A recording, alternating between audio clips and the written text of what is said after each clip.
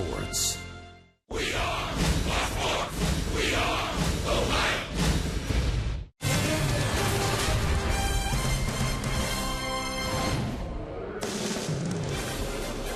It is a beautiful afternoon in downtown Cincinnati, and we welcome you to Great American Ballpark.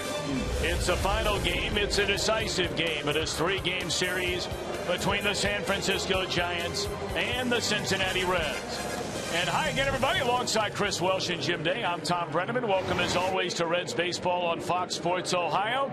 Through the front two, good games, competitive games, and now the Giants have their ace, Madison Bumgarner, on the mound today against Mike Leake. Well, not only their ace, Tom, but they're running out the pitcher of the month in the month of May, and this big left-hander from Hickory, North Carolina, has really got it going. You see what he has done.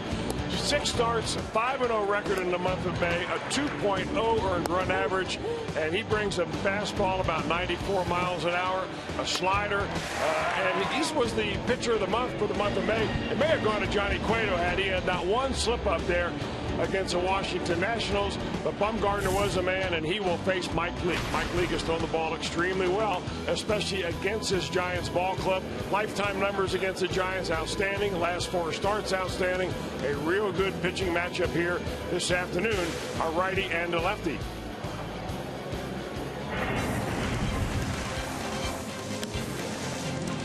Trying to make it back-to-back series wins are the Reds. They need this one today to do just that.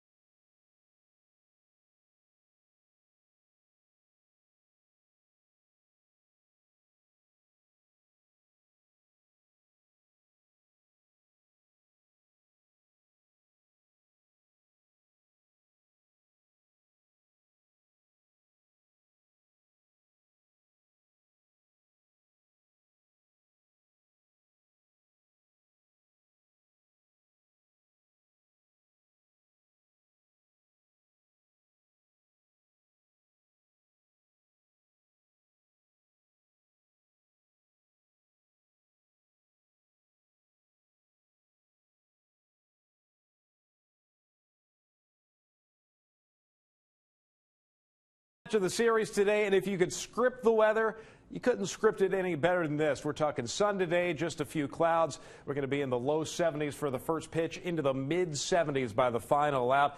Just great weather out at Great American Ballpark this afternoon. Enjoy the game right here on Fox Sports Ohio. And we will enjoy this glorious Thursday afternoon. Boy, what a day. Not a cloud in the sky, and we're set for baseball. The Reds and the Giants. Giants coming away with a 1-run win last night, 3-2. Reds took the opener 8-3, and now the Reds take the field for the series finale.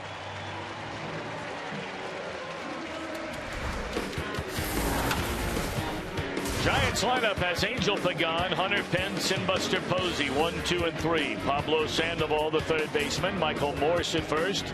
Tyler Colvin, his first start in the series. He's out in left field. And a ladder third of Brandon Crawford, Brandon Hicks, one of the heroes here last night for the Giants.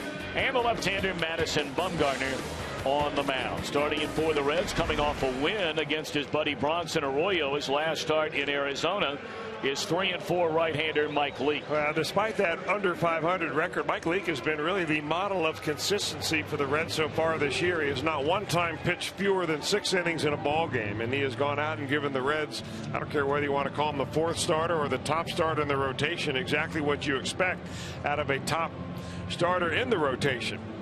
He's a young man that has had a really good run also against the San Francisco Giants. A 4-0 record against the Giants in the 5 games that he started, including a complete game. So the Reds are looking to Mike Leake today to provide for them what they really need, which is win this rubber game and kind of keep the momentum of playing at home. Long homestand. First series, always nice to get a win.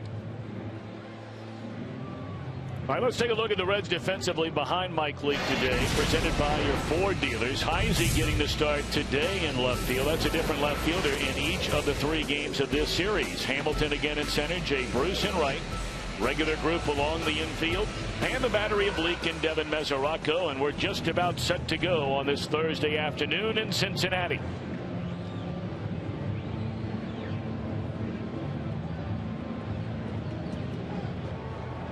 Leake has thrown the ball very well in his career against the Giants, especially the last 4 times he's taken the ball. 8 innings, no run. 6 1/3, 1 earned run. 9 innings, 1 run. 6 innings, 1 run. And hope to continue that pattern here today as Pagan settles in, a switch batter in from the left side. And Leake delivers Steele right one, and this one underway. Gabe Morales calls the balls and strikes. Larry Vanover at first base. He's a crew chief with Angel Hernandez at second and Adrian Johnson down at third.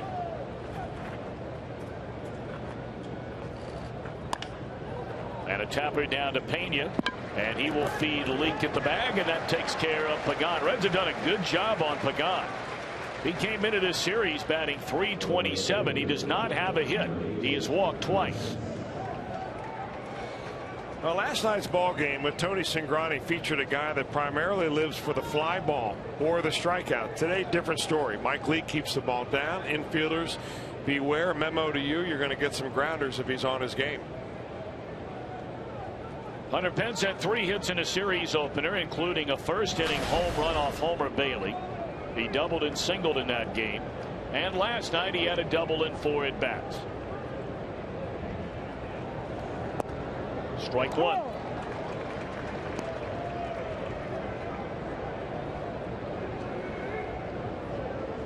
Reds beginning play today at 3 games under 500, 27 up, 30 down. They did not lose ground in the standings last night to the front-running Brewers, who lost again to Minnesota. And they will play one more time, the final game of a 2-2 home-and-home series, playing the Twins in Minnesota. Broken bat pop-up, and Phillips out to get it. 2 down.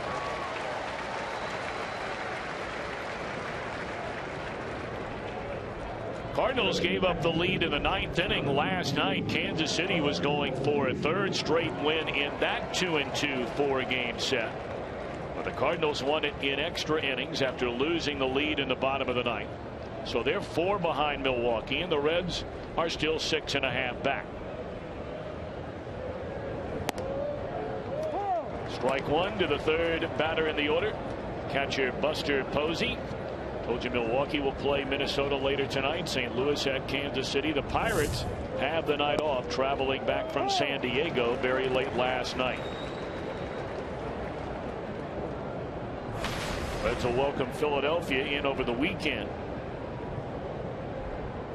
Milwaukee will play at Pittsburgh. And the Cardinals also will open a new series tomorrow. They will be in Toronto to play the AL East leading Blue Jays. 2-2 on Buster Posey. You know, Mike Leake so far in this game has pitched everybody, including the left-handed hitting Pagan, on that first base side of home plate. That is the most important spot for him. He's very adept at hitting that low and away corner to right-handers. If he lives down there all day long, he'll probably have some ground balls and a lot of success. Swing and a miss by Posey, and that's all for the Giants. A 1-2-3 opening inning for Leake. Reds will try and get to Bumgarner when we return.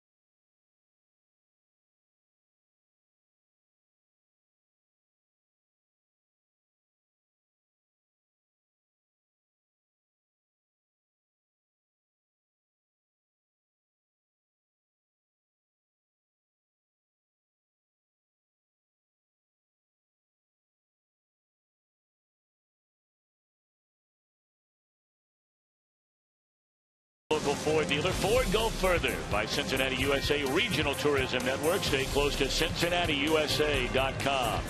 By AT&T, mobilizing your world. And by Skyline Chili. Feeling good. It's Skyline time. It's bottom of the first inning time for the Redlegs. And their starting lineup reads as follows. Hamilton, Frazier, and Phillips to start it. Mesoraco again in the cleanup spot. Jay Bruce in right and Chris Heisey in left. A latter third of Brian Pena, Zach Cozart, and Mike Leake. And the giant ace for a long time was Matt Cain. Now you certainly would make a strong argument. The ace has become Madison Bumgarner. Well, Matt Cain has had some injury problems, but Madison Bumgarner did start the season as their opening day starter. So give him the moniker of that being that top of the rotation guy and the ace of the staff. He certainly proved it in the month of May when he nailed down the National League Pitcher of the Month award, making his 13th start, 7 wins, 3 losses, and for a 21-year-old or 24-year-old now, he is making start number 131 in his major league career. Billy Hamilton showing bunt. He has wreaked havoc on the Giants, especially the Giant defense in this series. Well, if Hamilton is going to bunt against Bumgarner, the right side of the infield is the way to go. Well, why not just drive it into right center field, and Pitts with an unbelievable play.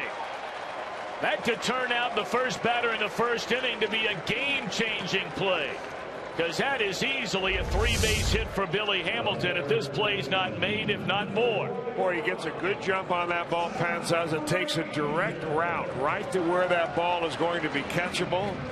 That guy plays full out. That is, you know, you're right, Tom. That could be. You never know how it's going to play out, but that could be a game saver in a real tight ball game.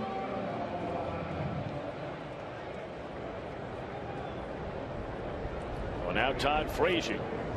And that ball driven into right field. Will back up Pence to the wall. Goodbye.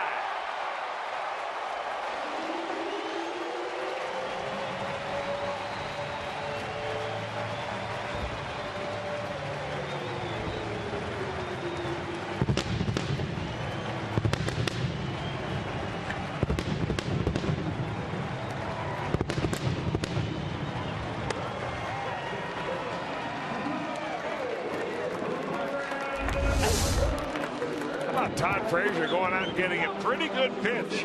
A get-ahead fastball on the outer part of the plate, and the big guy just going right out the back door. Well, he's got plenty of power, but we don't see all that many home runs hit by Frazier going opposite field. That might be a really good sign. And now Phillips on the first pitch with a base hit. Boy, they're jumping on Bumgarner here early on. And were it not for that play by Hunter Pence, my oh my. Well, Bumgarner's normal strategy is throw fastballs early in the count and even through the first 9 hitters the first time up. And the Reds know this, and they're going to come out figuring he's going to throw strikes. He doesn't walk a lot. And they've jumped all over those heaters when they see him.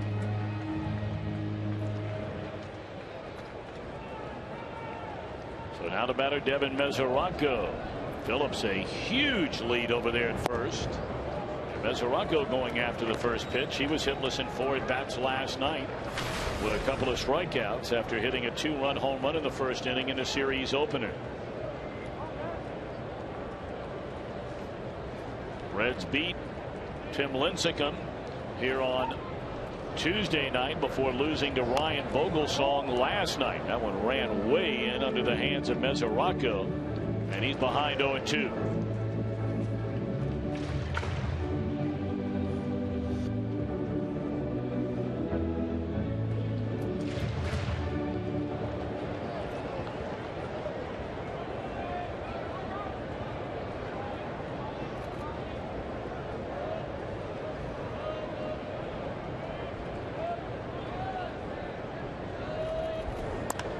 High fly ball down the left field line and right at the warning track. Catch made by Colvin.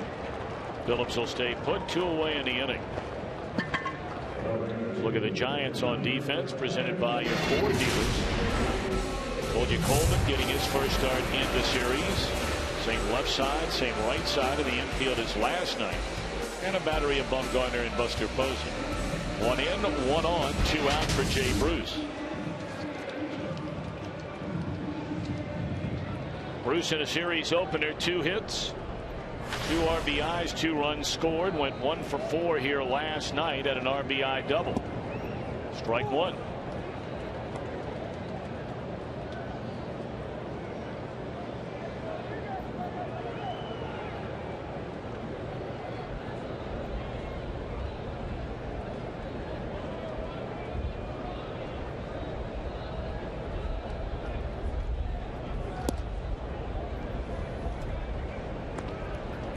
Jay overall a .207 batter, 3 home runs and 17 runs batted in.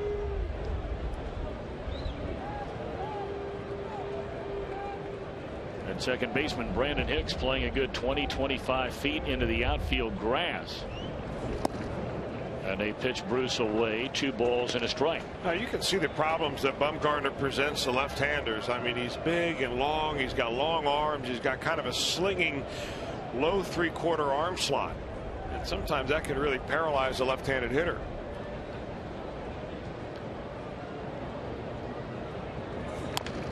Of the 6 home runs that Bumgarner has given up, 5 have come off of right-handers.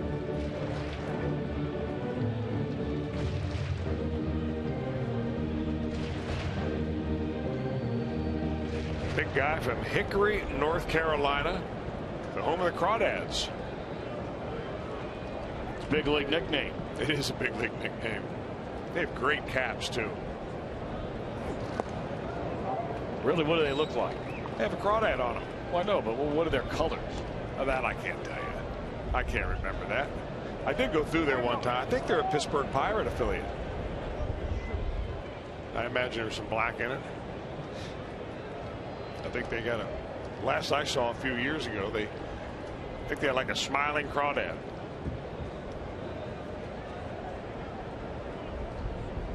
Yeah, they're red and black. Joe Luckham has just pulled it up. Swing and a miss by Jay Bruce, and that'll end the inning. Reds get a home run by Todd Frazier. And at the end of 1, have a 1-0 lead.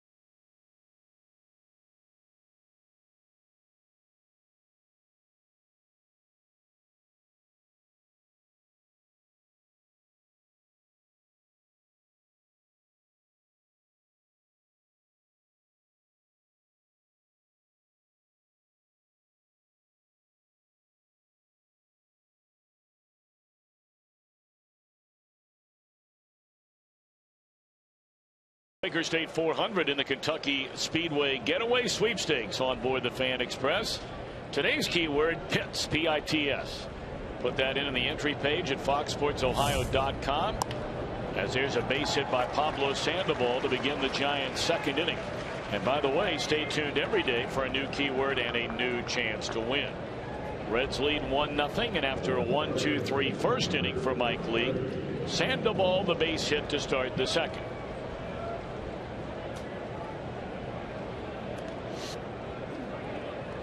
Now Michael Morse basically picked off the scrap heap after bouncing around and having a real down year a season ago. Morse clubbed his 12th home run of the year. A .288 batter, has 39 runs batted in and 16 doubles.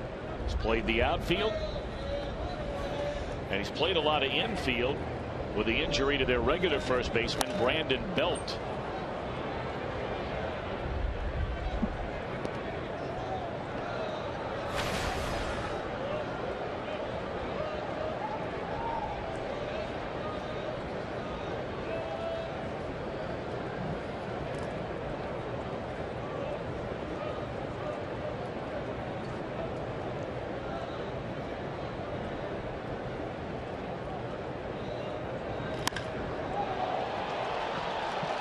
And you can forget about that one. Giants have a 2-1 lead. Morse is homing for the second straight day.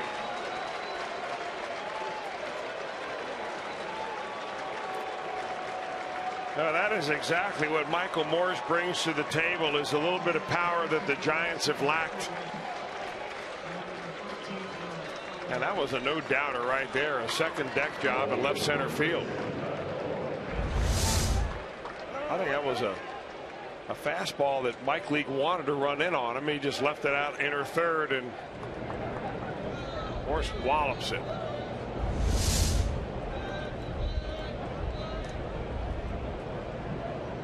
Well, what a pickup indeed Morse has been.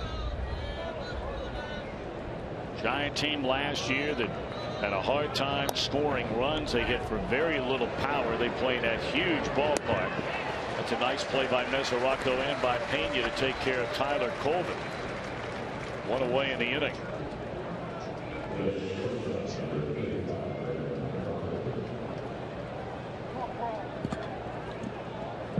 Say, Morse might be playing his way onto the All-Star team if he keeps going like he's going right now. Hey, he's come a long guy for a guy that made it to the major leagues as a shortstop.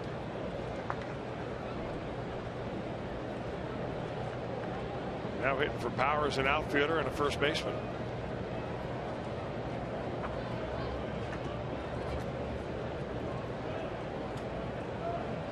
Brandon Crawford, a .234 batter, 6 home runs and 26 runs batted in. Down a strike. Crawford had 1 hit and 4 at bats in the series opener. Was 0 for 2 with a couple of walks here last night.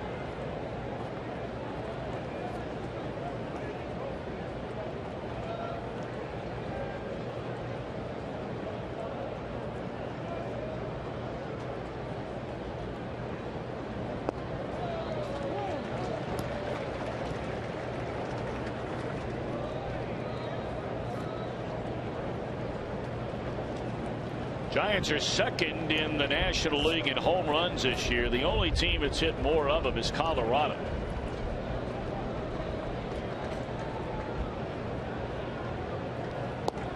And the Giants have scored the 3rd most runs in the National League, bested only by Colorado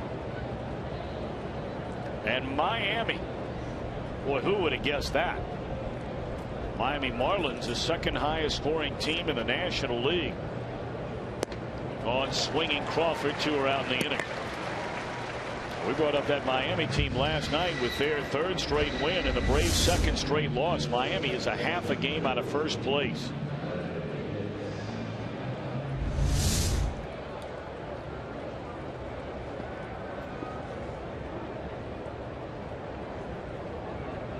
Now the Marlins have to look at that division and realize that the leaders atop the board are Atlanta with only 31 wins.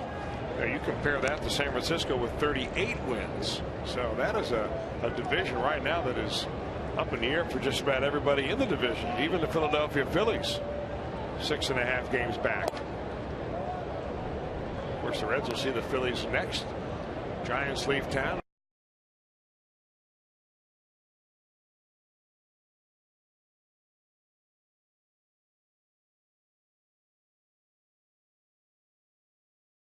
And were it not for the Dodgers' ownership of the Arizona Diamondbacks, they would be 6 games under 500 against everybody else except for Arizona. Well, and how about the comments made yesterday by the Dodger manager, Don Mattingly? Did not see it. Talked about all this high-priced talent. And yeah, our starting rotation is in the top 3 in the league. And yeah, we're 3rd in the runs scored category. But he said there is just not a situation here that is clicking. Very, very interesting comments from Don Mattingly.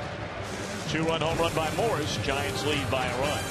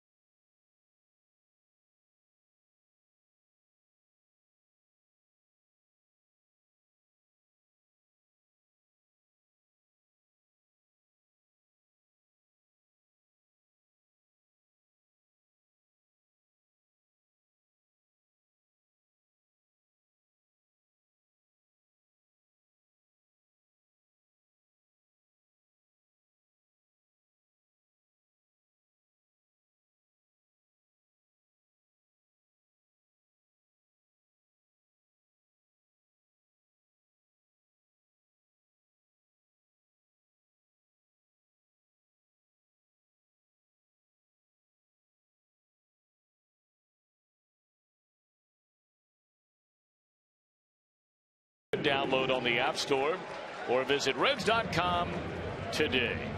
Home run by Todd Frazier in the first inning for the Reds. A 2-run home run by Michael Morse in the Giants' second. So now the Reds come to bat in the bottom of the inning. Heisey, Pena, and Cozart against Madison, Bumgarner.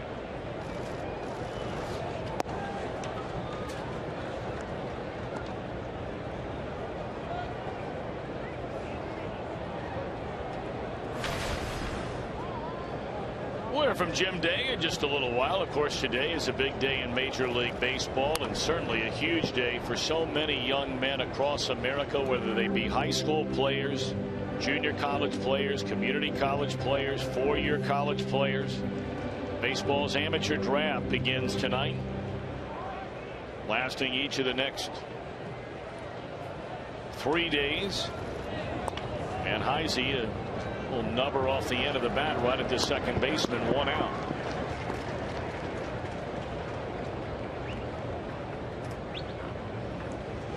The Reds will have 2 selections in the first round. They have the 19th pick, the 29th pick.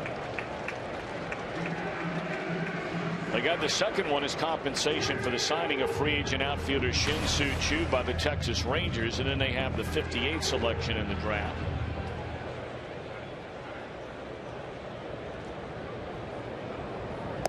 On the last road trip, no one could get Brian Pena out. He came into this homestand riding the tide of a 9-game hitting streak, and he has been completely shut down by these Giants. He's gone without a hit in each of the first 2 games. In fact, Pena has not hit the ball except for once out of the infield in the 2 games of this series. 3-0.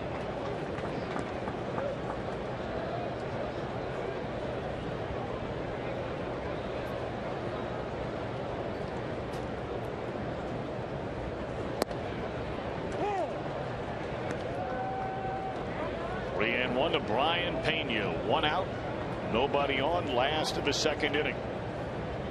Giants with a 2-1 lead.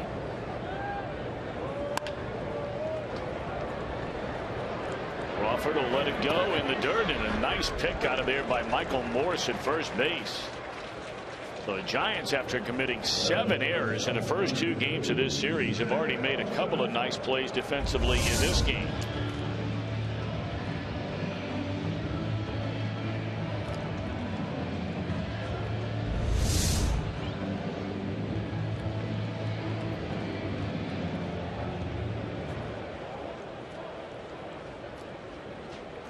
Been a rough series for the Red shortstop Zach Cozart. 0 for 4 in the series opener, struck out 3 times, went 0 for 4 in the game last night.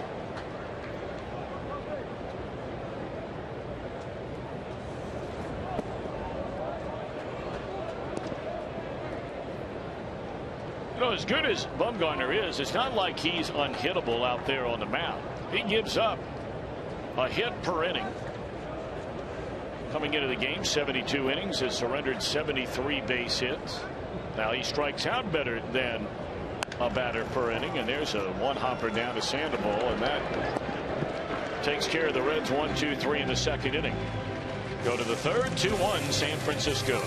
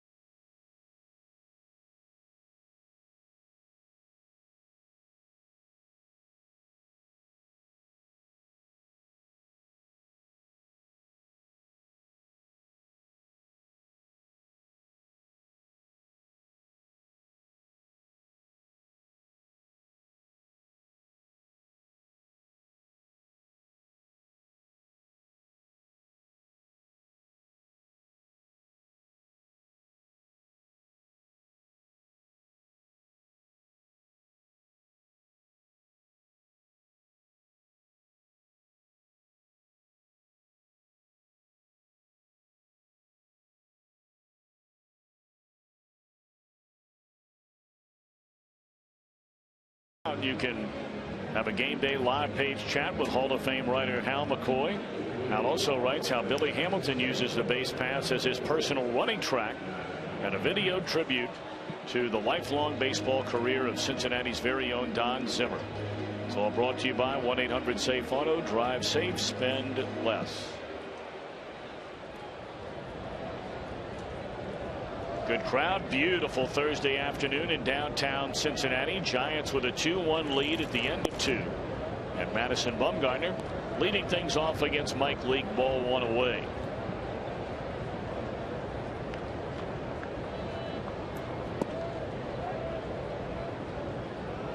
This guy can swing the bat a little bit. Don't go to sleep with him at the plate. He's already hit a home run this year. In fact, that home run on April the 11th was a grand slam. 3 home runs in his career. Big strapping country boy. Well, you spent a lot of time down in that neck of the woods, not too far from Hickory, North Carolina. You like going down there to a little town called Maggie Valley, North Carolina. It's like heaven down there. You ought to get down there soon. I do need to get down there.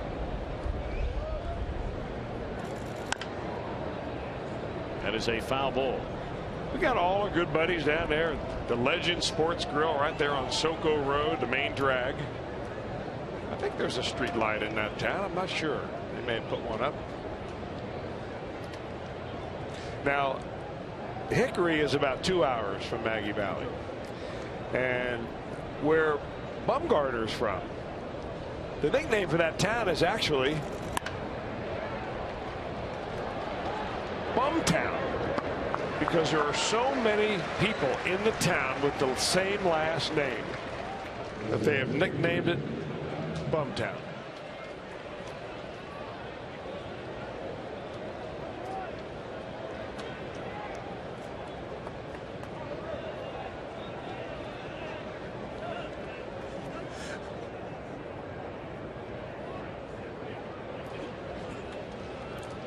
One away in the inning, and that'll bring up Angel Pagan.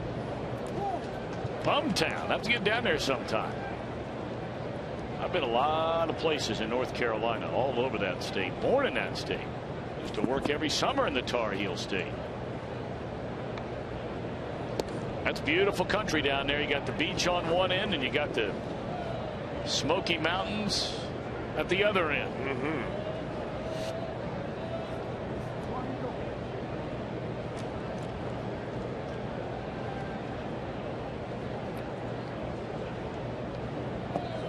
Breaking ball low to Pagan, who grounded out to Brian Pena, leading off the game.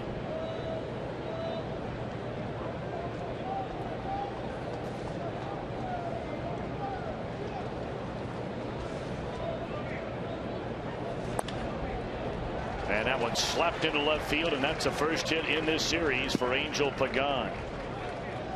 He's a one-out base runner, and you got to keep an eye on him. Really, he's the only real major stolen base threat in this Giant lineup. Boy, is that a good bit of hitting by Pagan. He's got 11 steals. Been thrown out only a couple of times. So you do. Mike Leake's not an easy guy to steal off of. Quick to the plate. He's got a nice quick move. Both of those above average.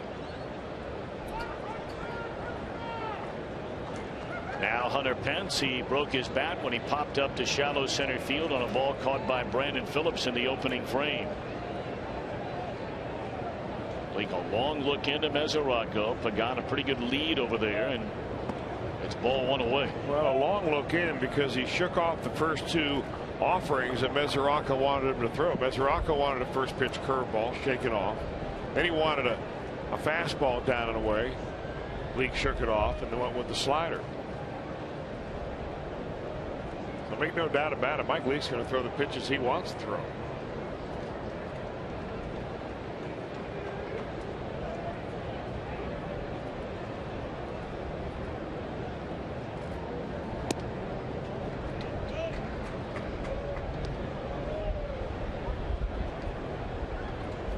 Hard to believe that that pitch was too high for Pence to swing at.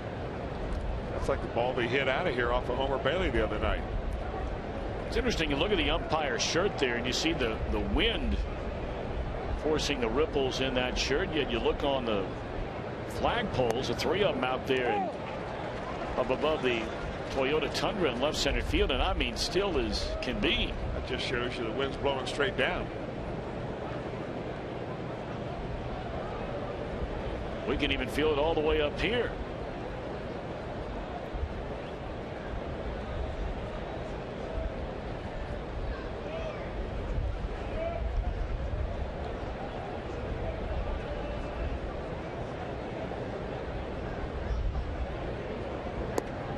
Good breaking ball in there. 2-2 on Pence. You brought up last night. Hunter Pence wears those pants of his all the way up above the kneecaps. And you thought it might buy him a strike. I think it might. I mean, it really defines exactly where his knees are. It sure makes the strike zone look smaller, doesn't it? There's a pitch you thought they should go after him with, down and away, and he just hooks a A weak pop-up into short left field, and that's a second out of the inning.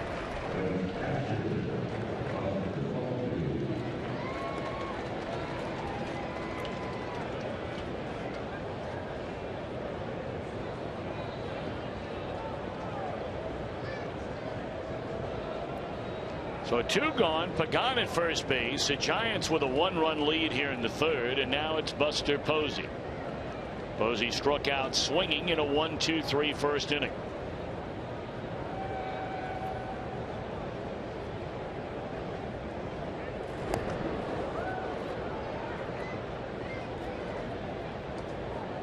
Tim Flannery, the third base coach for the San Francisco Giants, and a one-time Red. Roberto Kelly, the Giants' first base coach.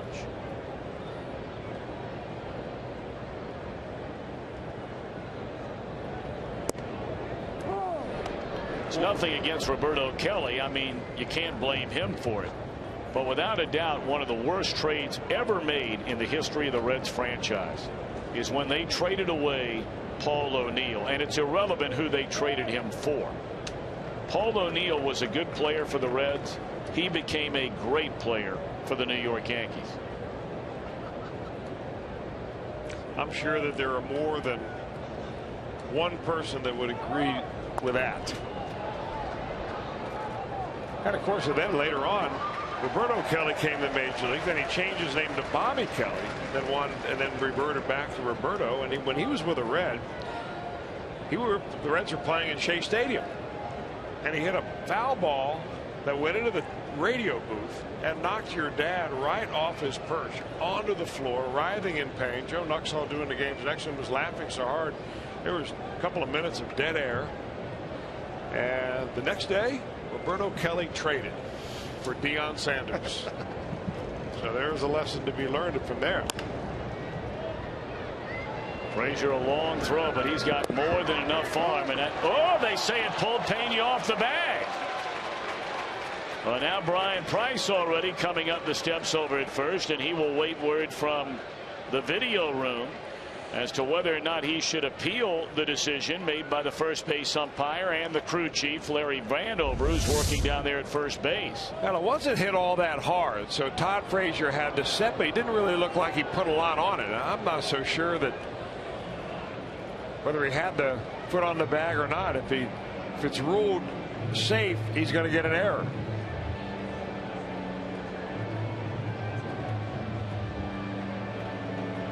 Well, apparently someone in the Reds dugout saw enough or back in their video room to let the bench coach Jay Bell know that the Reds would like to have this call appealed.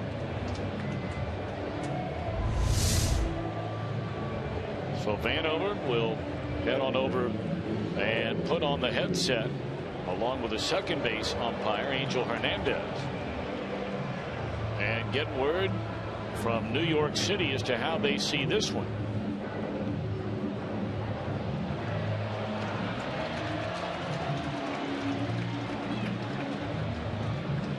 We're replaying it up on the Jumbotron as this play is under review.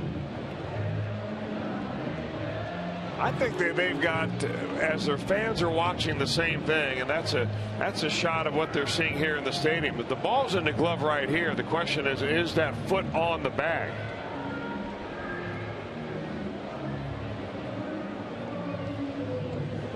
Did you just do that? Yes, I did. You like that? Wow. You've come a long way with that thing. I've been practicing. Well, I've seen you take that thing and stick it in your car. I didn't know if you were trying to steal it or if you were going home to work on it a little bit. I read it out.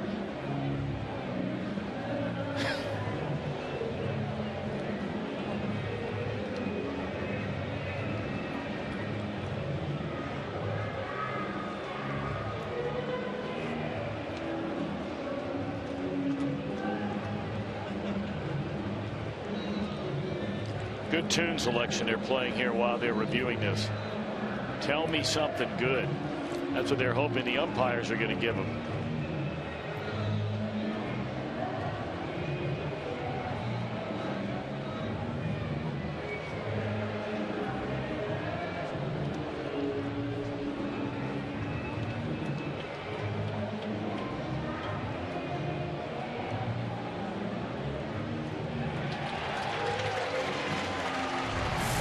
So they get the call. The call is out at first base. How about that? So they told him something good. Reds will bat in the bottom of the third, down a run.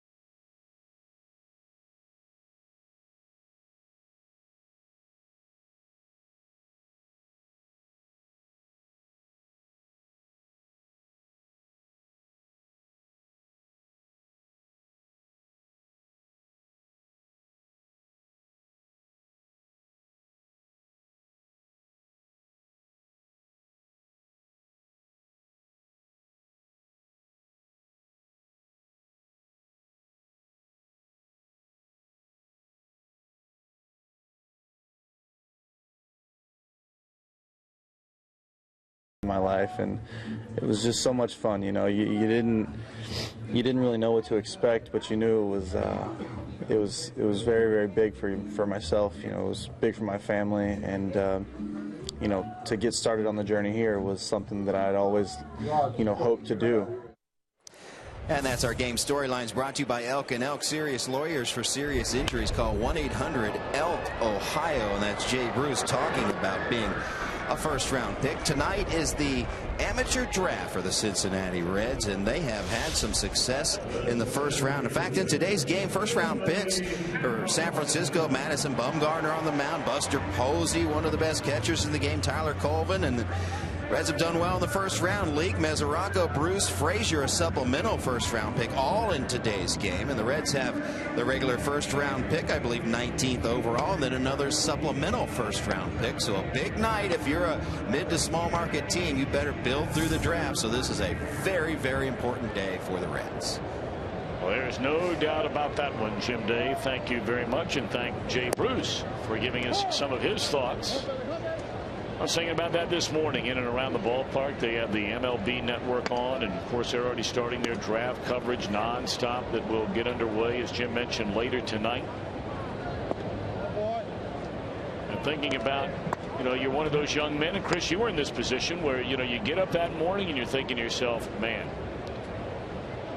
a lot of them know they're going to be drafted. There are a lot more that don't know.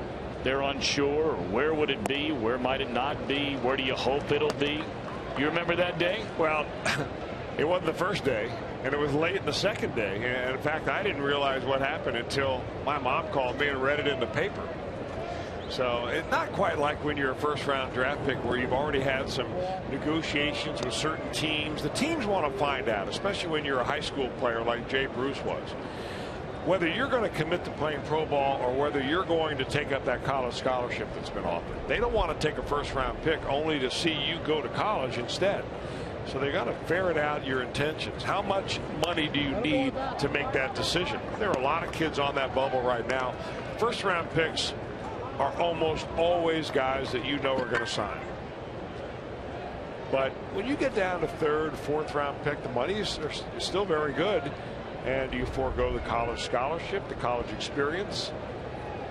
And that's where it really gets kind of hairy, both for the player and for the organization.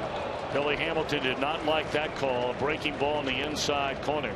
Second strikeout of the game for Madison Bumgarner.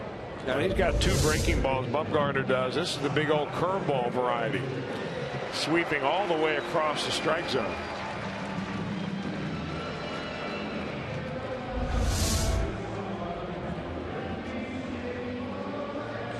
Of course, now Major League Baseball is taking a lot of steps when it comes to the draft, and aligning a certain amount of money for each slot.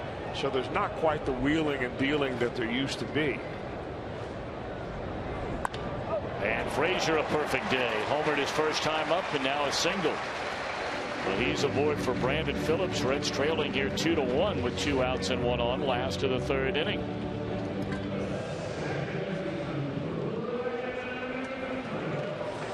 I saw where that young man they went through the top 50 prospects in the country, college or high school. And the young man we talked about, Cameron Varga from Cincinnati Hills Christian Academy, ranked in the top 50. Pitcher. And he'll be towing the rubber later tonight. Jim Day will have more on that story, as a couple of local teams, whether it be tonight or tomorrow, are playing in the Ohio State Final Four, trying to win a state championship. And of course, for Moeller High School, the Crusaders are gunning for their 3rd straight Division I state championship. That is amazing.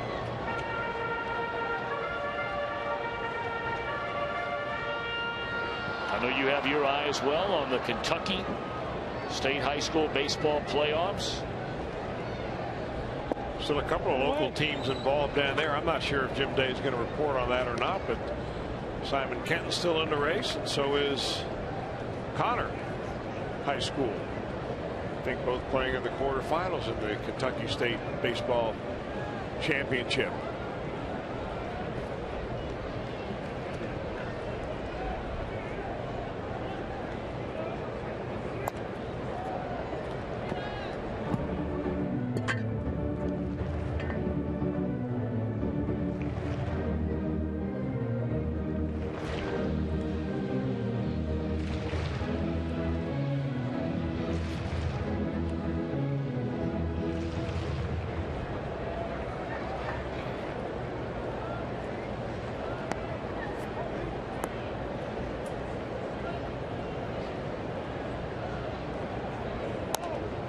Foul ball over the screen and out of play.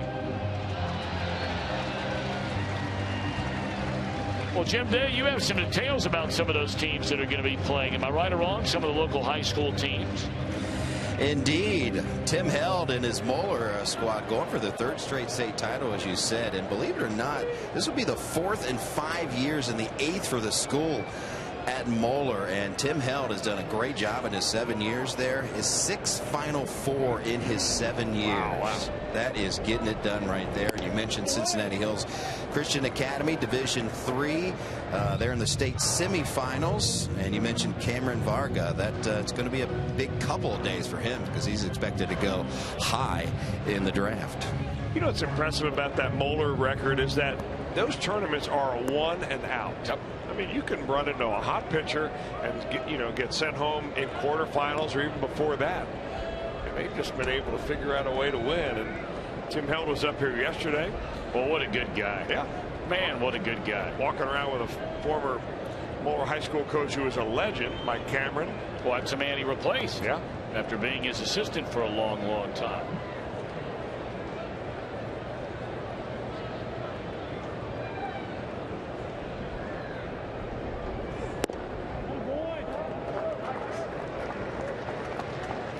We mentioned Tim Held, but our good buddy Jeff Keith is the head coach.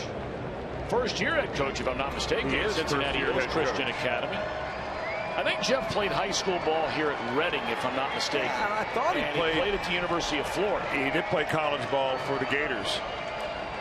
Boy, he knows his baseball. Yes, he does. Another good man. 3-2 on Brandon. And a ground ball to second base, and the Reds are done in the 3rd. On our way to the 4th, where the Giants still lead 2-1.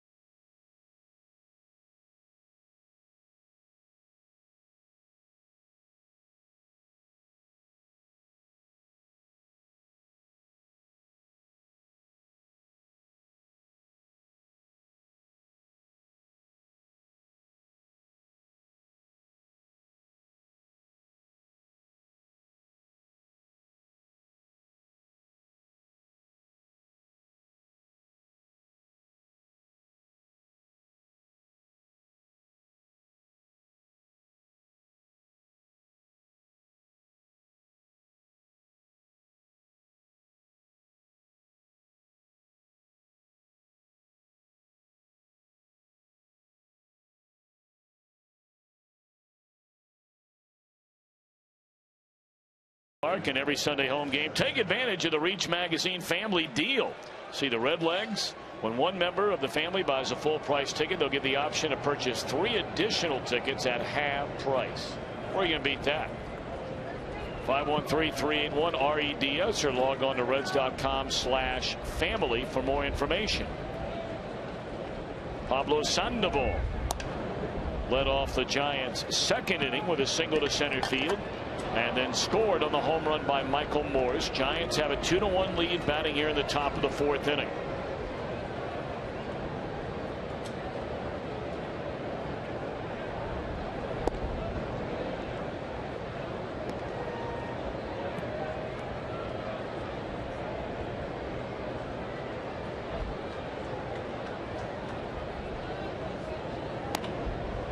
That one pulled down the line and foul by Sandoval.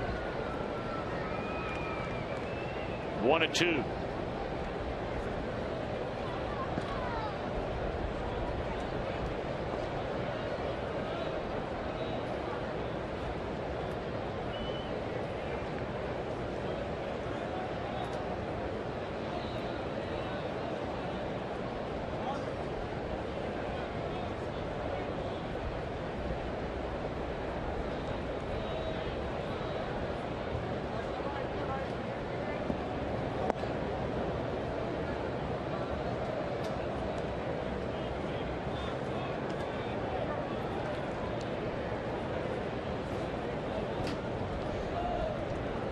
Sandoval to be followed by Morrison and Tyler Colvin here in the Giant 4th inning. And that one a line in the right. Boy, Pablo's got it going on right now. Came into the series with a 12-game hitting streak. That came to an end in the opener. He went 0 for 3, did knock in a run. And then the Reds shut him down hitless last night, but 2 for 2 today. And now Morse, who has homered in each of the last 2 games. Now you look at the heart of this Giant order, and they have done next to nothing in this series. Talking about Posey and Sandoval and Morse. Posey 1 of 4 in the opener. Sandoval hitless. Morse hitless. Posey had 1 hit and 4 at bats last night. Sandoval hitless. The only hit from Morse was a home run. It was a big one. But here today, 4 and 5 are a perfect 3 for 3. All 1 to Morse.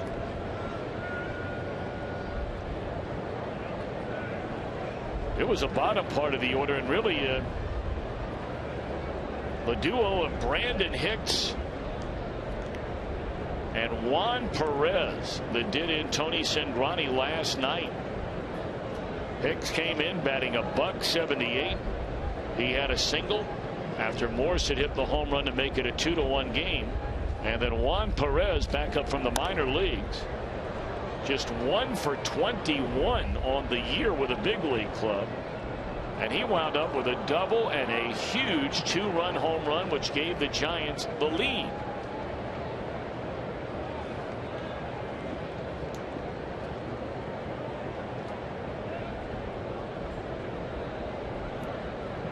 But that generally tends to happen when you have a team that is on the kind of run that the Giants are on right now. They have the best record in all of baseball. With their win last night, another Dodger loss, another Colorado loss.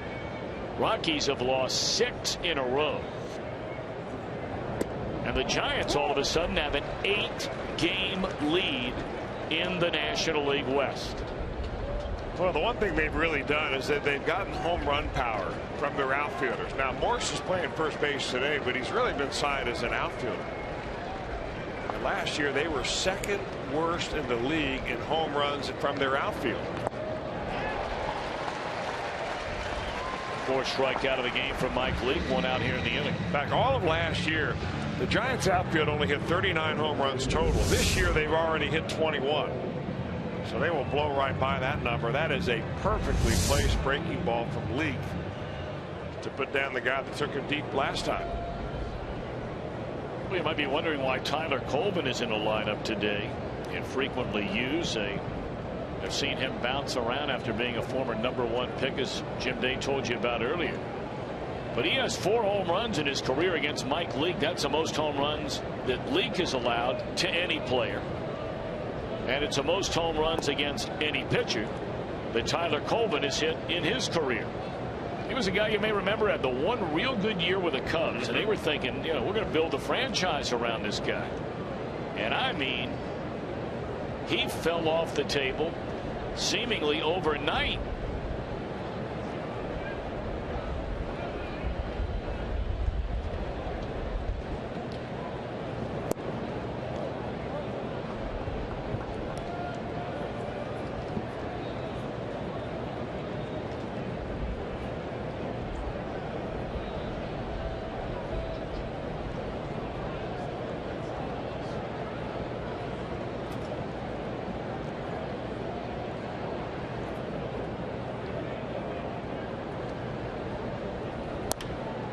Foul on a play, 2-1. We brought up earlier the Giants have the best record in baseball. The second best record in baseball belongs to the Oakland Athletics. They have won 5 in a row. They have gone in and just taken the Yankees apart, and they're all of a sudden ahead 1-0 after one turn at bat today. They're the only two teams in baseball with a winning percentage over .600. The Giants and the A's.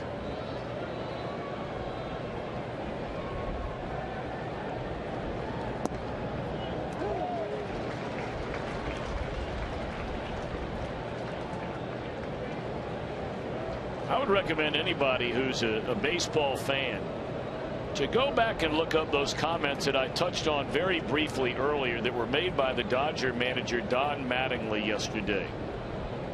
He said, we just do not have guys that, like Tommy Lasorda, are pulling on the Dodgers end of the rope at all times. Well, if that isn't calling out a team with a $200 million+ payroll, I don't know what is. You mean there's drama in Hollywood? And there's a base hit into right field. Sandoval will advance on to second. 2 on with 1 out. Apparently there is.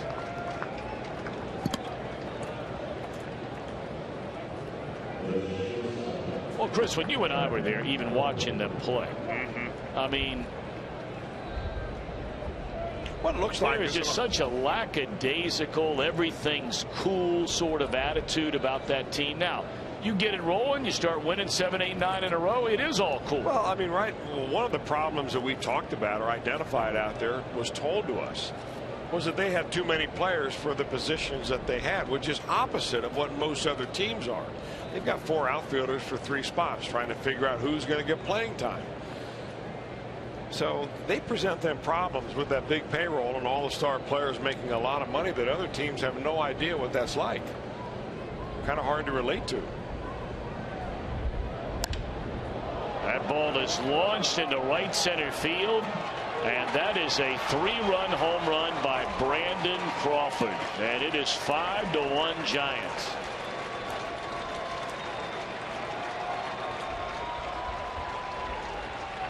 I'm telling you what, the guys in the bottom part of this Giant batting order the last 2 nights have just worn the Reds out. That's a number 7 hole hitter. No, the second game in a row. You know what they've done today is what they have been known for all year, which is grinding out good at bats. Now that was fairly early in the count there for Brandon Crawford, but Sandoval, even the strikeout by Michael Morris, he went to count 2-2 before he went down on a slider. Colvin fouled off a few balls before he punched one into right field. They just don't seem to be up there wildly swinging at Mike Leake, making early count outs on pitchers' pitches. You've got a pretty good strategy going today, and Joe LaFay, their hitting coach, is Hensley Mullins also probably figured it out.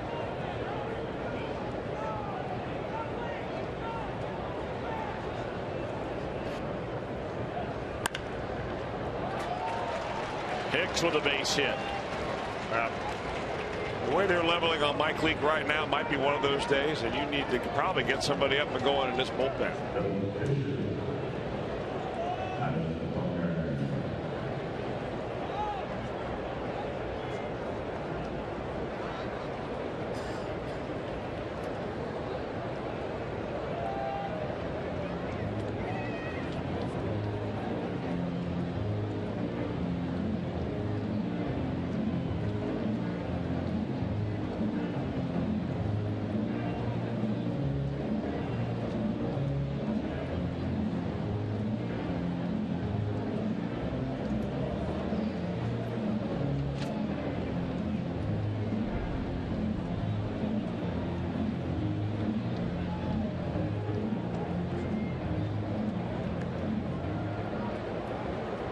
5 batters in the inning, 4 hits, 3 runs, and now the pitcher Bumgarner.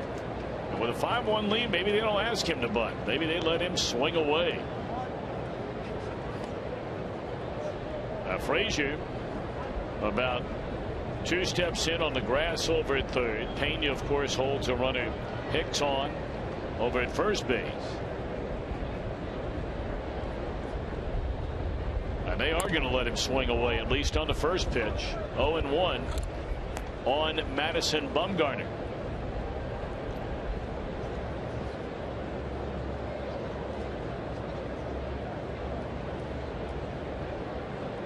Now Bumgarner going to check and double check the set of signs given to him by the third base coach Tim Flannery. Meanwhile, Devin Mesoraco looks into the Reds dugout.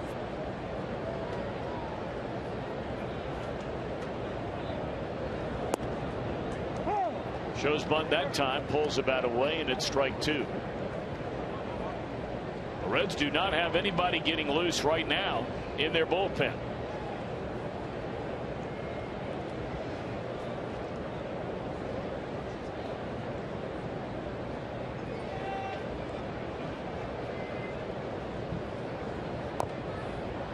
And that's fouled away for strike 3.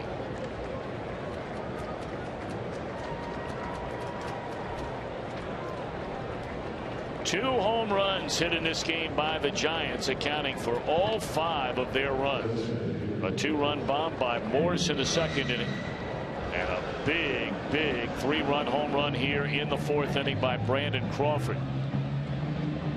And now there's action in the Reds bullpen as they get J.J. Hoover up and throwing.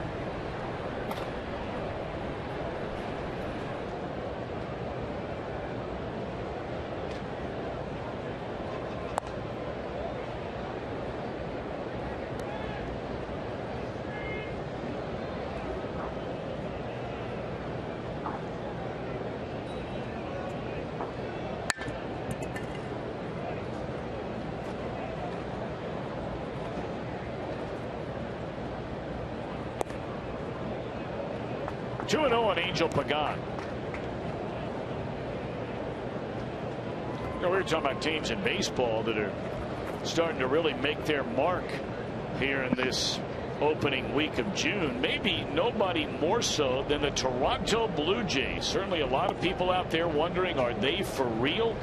Well, they've gone toe-to-toe with the Detroit Tigers this week, and they have taken it to them. They've won every game in that series. They're wrapping it up today.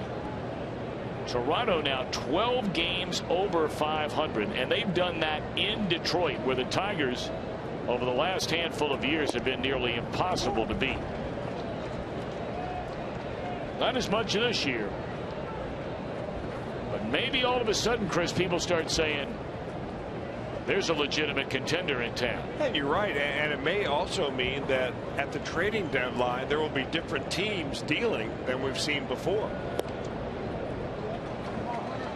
Of course, we'll see the Toronto Blue Jays here on the next homestand. That'll be 2 weeks from tomorrow. They're here for a 3-game series. As Leake walks Pagan, first walk given up by Mike Leake. Pretty patient guy, really, Pagan is. Doesn't strike out a lot. Has worked the count a lot in this series, and this game's on the verge of being a blowout if Hunter Pence levels into one. Angel Pagan has walked one fewer time in this series than the Reds have collectively in this series.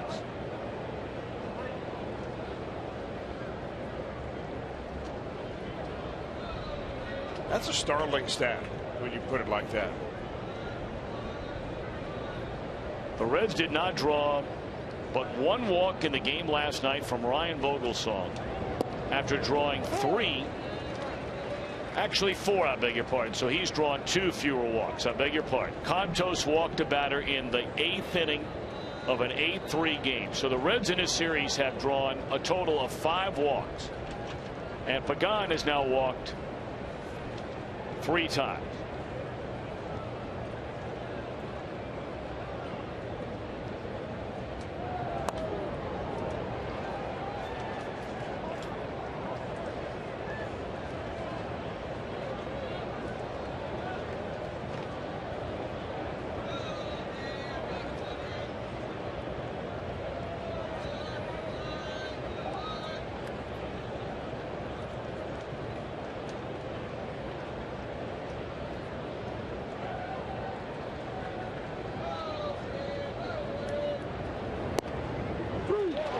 there, strike 3 on Hunter Pence. He didn't like it. That'll end the inning. 8 men back. 3 of them score on a home run by Crawford. And the Giants lead still early on, 5-1.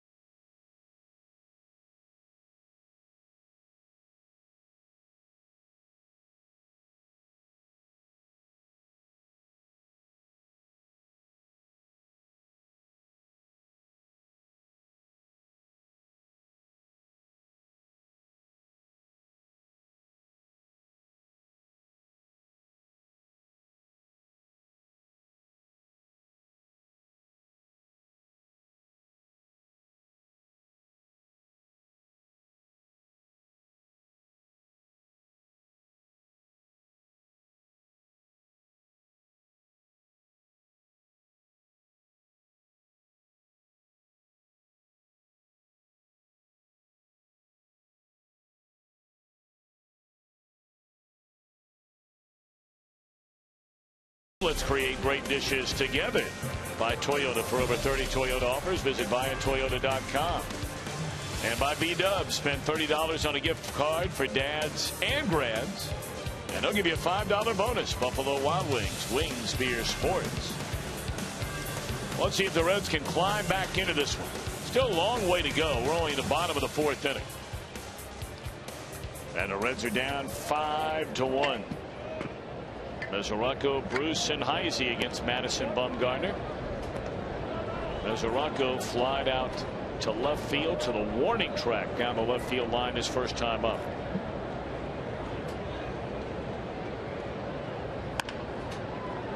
Deep in the hole at short. Crawford will let it go. Boy, that's a nice play by Crawford. Really nice play. 1 out.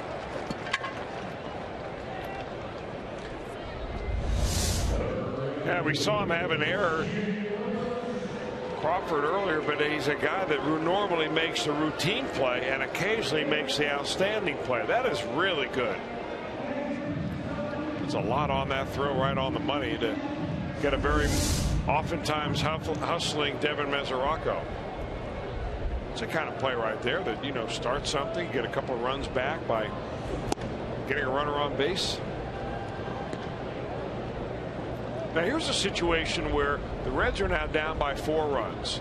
The shift is on by the Giants. So if Jay Bruce is ever going to lay down a bunt just because the Reds need a base runner, this would be a time to do it. Facing a very tough left-handed pitcher that struck him out last time up. Didn't look good doing it. Then you got all this space down here.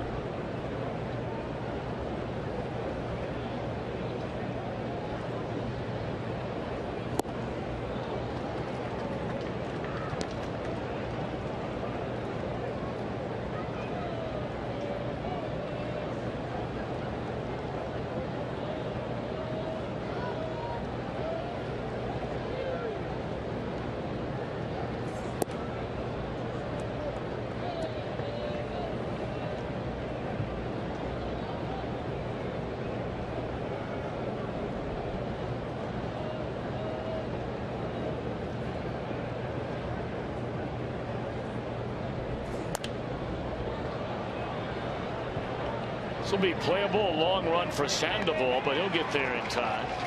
And Bruce retired for the 2nd out of the inning.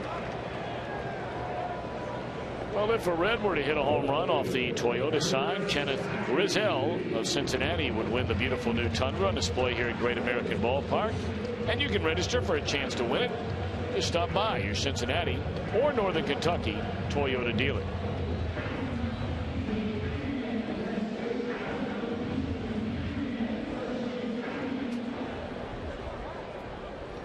First 3 batters of the game hit the ball right on the nose against Madison Bumgarner.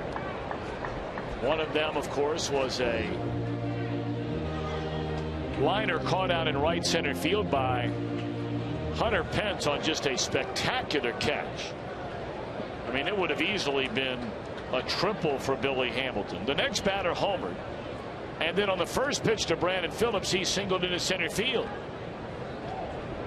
And you thought, well, maybe today's one of those days where Bumgarner's not as sharp as he has been through the month of May, where he won the National League's Pitcher of the Month.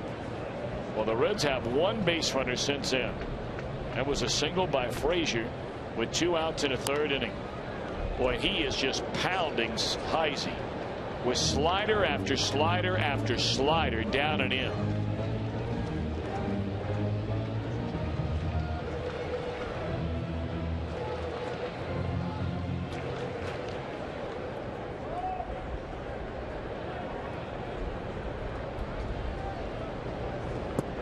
And there's another one that misses.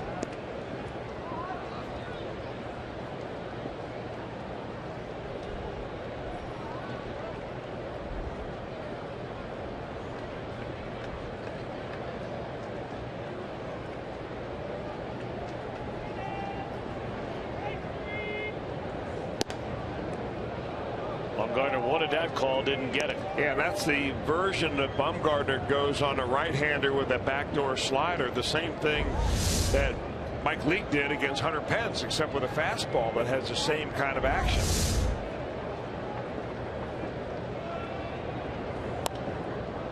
Actually, it's probably Pence out in right field thinking, well, if that was a strike on me from Leake, how can that not be a strike for Bumgarner?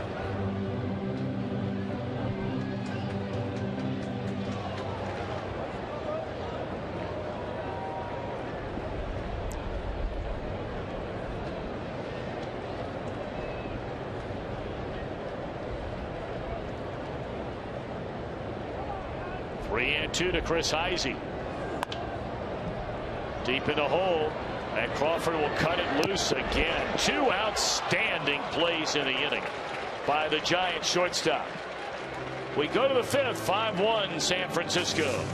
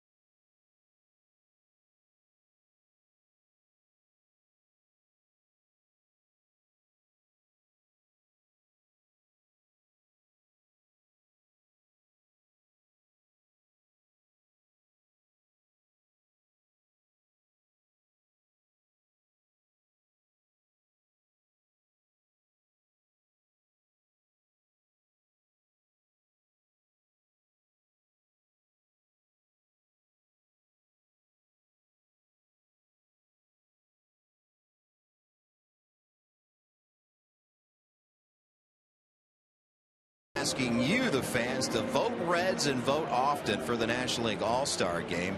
The leaders at each position have recently come out.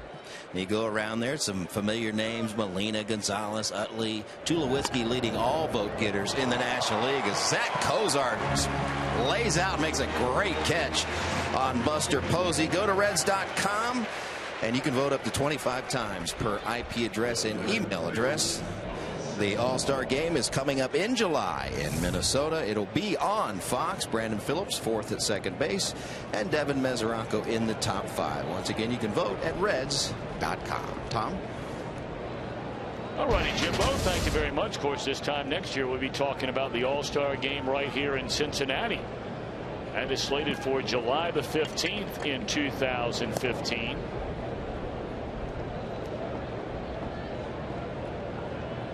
Or is that the All-Star game this year?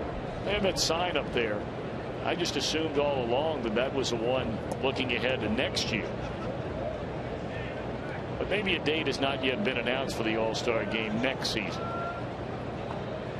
But we know it's here in Cincinnati's Great American Ballpark. Looking forward to that. Sandoval today, 2 out of 2. A pair of singles is scored on home runs by Morse and Crawford.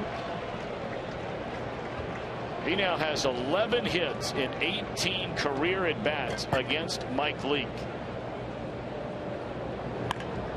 And make it 12 out of 19.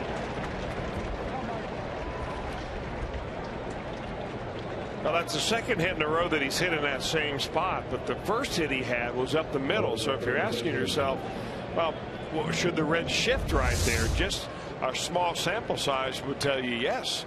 Bring that shortstop around to the second base side of second base, move Phillips into shallow right field, and you might be able to contain Sandoval. He's close to a 300 lifetime hitter.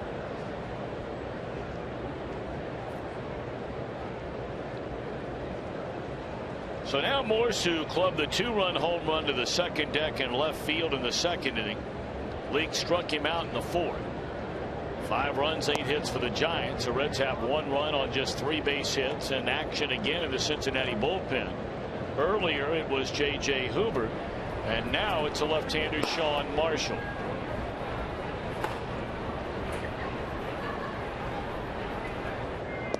You talked about a time when they signed Morse to a 1-year deal. They figured he'd be playing some outfield. $6 million, 1 year. They did not figure that he would have the kind of impact that he has so far. But one of the reasons he was really interested in going to the Giants was that he went to Taiwan with Bruce Bochy on a major league trip a couple of years ago. Pretty slick double play there, turned by the Reds, starting with Leake to Phillips on the first. We'll get back to that. Reds are down by 4.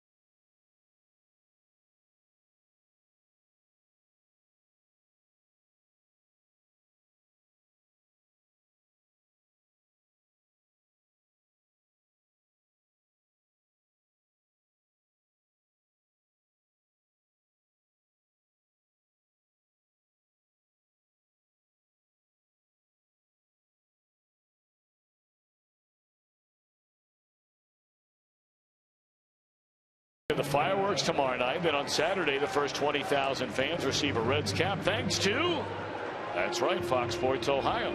It's an exciting weekend of baseball. Don't forget the Saturday game is a 4:10 first pitch. We don't have many of those around here. Normally once the spring and summer months get rolling, it's 7:10 on Saturday nights. But 4:10 day after tomorrow. Reds need to get to work. They're down 5-1, bottom of the 5th inning.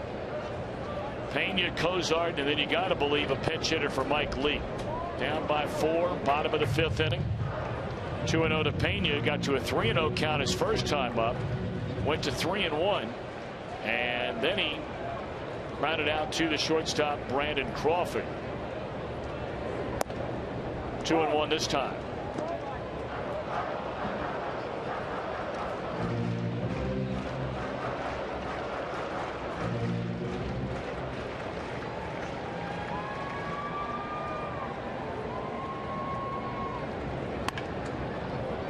Ground ball after ground ball after ground ball.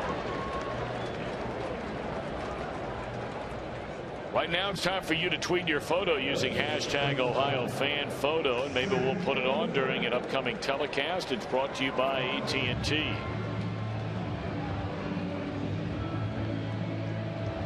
Yeah, we've talked to this during his broadcast time about high school baseball, about young draft picks, and Madison Bumgarner has been involved in both. He took his high school team in 2007, South Caldwell High School, to the state championship in North Carolina. He was not only a pitcher that year. He went 11-2 as a pitcher, but he also hit .424 and 11 home runs. Then became the Giants' #1 draft pick, I think taken 10th in the Major League draft that year. Bumgarner did. And these two guys, Mesoraco and Bumgarner, are the only two on that list that Alacor and Jay Bruce, who came out as high schoolers. And for the Giants to pick a high school pitcher as their #1 pick was somewhat of an oddity. It was the first time that happened since back in the early 2000s when they picked Matt Cain as their first-round draft pick. A couple of pretty good picks. Yeah, if you're going to go for the high schoolers, you picked two real good ones right there.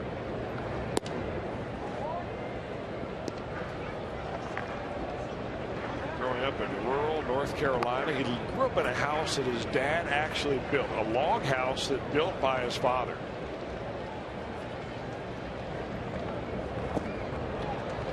And he created such attention as a high school pitcher. So many scouts descended upon South Caldwell High School to watch him warm up that his dad built a wall around the high school bullpen so you couldn't watch him because he was being distracted by all the attention that he was being given, and so were the other players on the team. And Bumgarner admitted that he was a bit on the immature side to begin with through high school and the early part of his minor league career. Well, he got to the major leagues at age 20. In fact, he pitched in a World Series game at age 20. Boy, he is some kind of smooth now. Well, he got his first complete game and first shutout of his major league career against the Reds just about 2 years ago, June 2012. He's got a 6-year contract that'll keep him with the Giants until at least through 2017.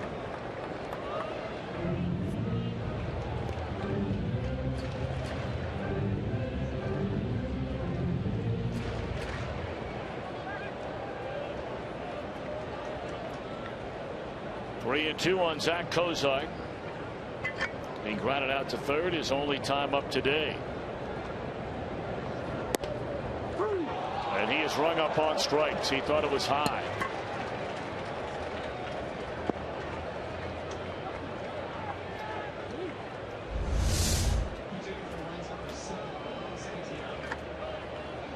Well, that's a big strike zone. Well, a rare disappointing start for Mike Leake. It's the first time all year long he's not gotten through 6 innings.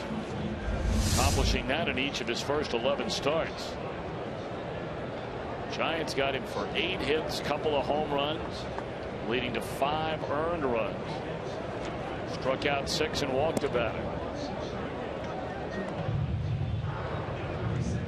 So Ramon Santiago will bat for Leake here in the bottom of the 5th inning.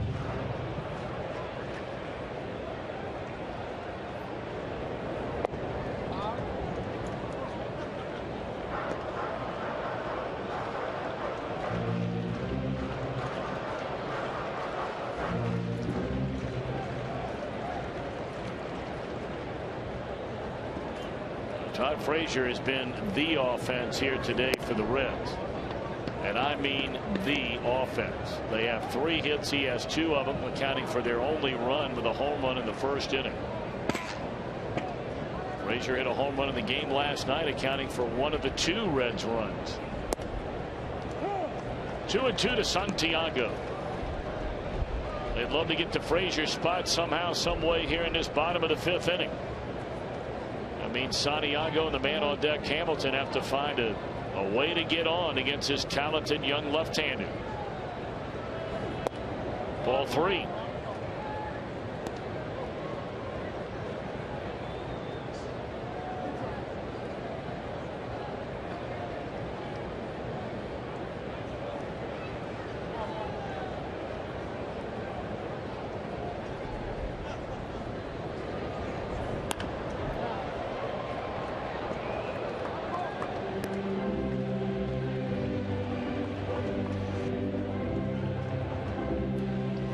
Santiago, when given a chance to play early, didn't do much, and he really didn't get a lot of chances to play.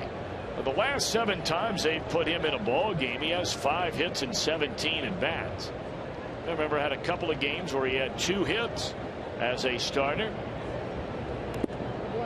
Barely fouling that one away, and stays at 3-2. Yeah, one thing you know about Santiago is that you're not going to take a step backwards defensively when he's in a ball game. I mean, he can play anywhere in that infield and give you really good glove work. I'll tell you another thing, a lot like Brian Pena, maybe not as outgoing, but he's as nice a young man as there is on his team. He is just a delightful guy. Smiling all the time.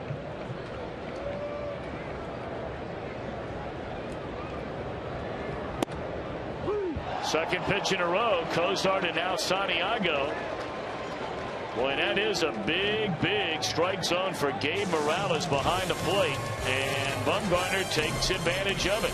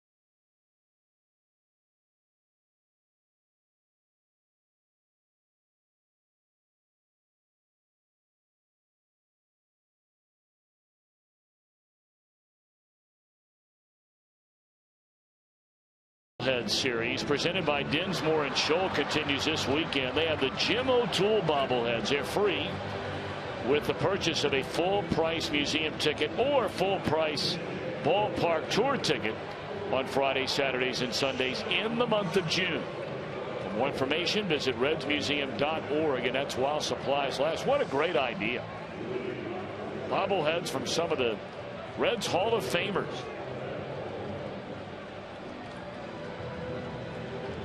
Well, the Reds will go to their bullpen, and they'll bring in the left-hander Sean Marshall to take over for Mike Leake. Now, Sean started the season on the disabled list the same way he ended the 2013 campaign on the disabled list. Sore shoulder, trying to get his arm strength back. Only the 13th game for Marshall.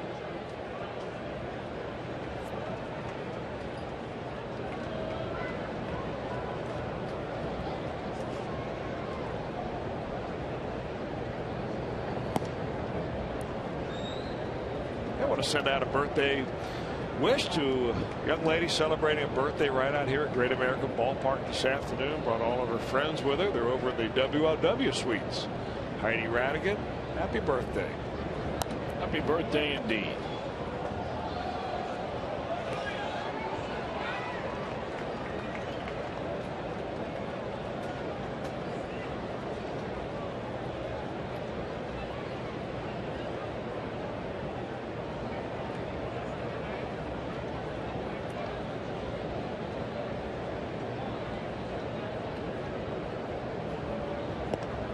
Slow breaking ball, swung on and missed. Well, the Reds in Fox Sports Ohio would love to wish Donald and Virginia Weeks from Dayton, Ohio. This is unbelievable. It is their 66th wedding anniversary today. Donald and Virginia Weeks from Dayton, Ohio, congratulations. Happy anniversary. Hope you're having a great day. God bless you both. Swing and a miss by Colvin, 1 out. Congratulations on that anniversary. Here's a matter of two former teammates going at each other right there. Marshall takes care of his former teammate, ex-Cub Tyler Colvin.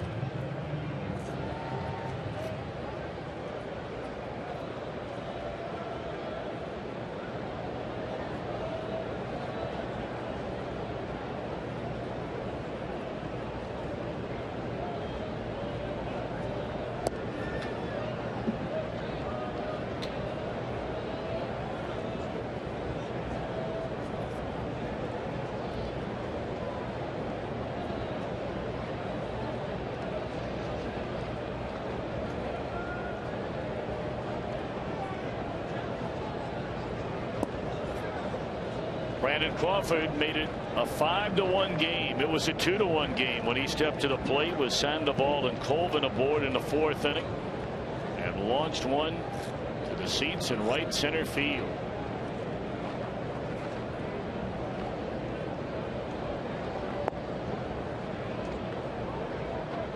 Now this is the one that really hurt right here. If he comes from the bottom of the order, although he is capable, it just looked like a pitch that goes right down the middle. When you do that with a couple of runners on base, big difference there than giving up a solo shot. And that right now is the major difference in this ball game.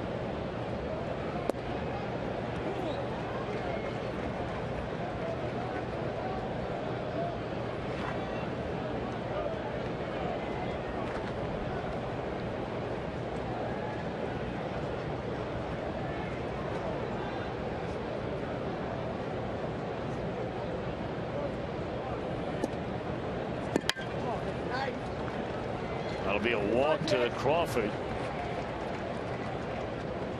1 on, 1 out.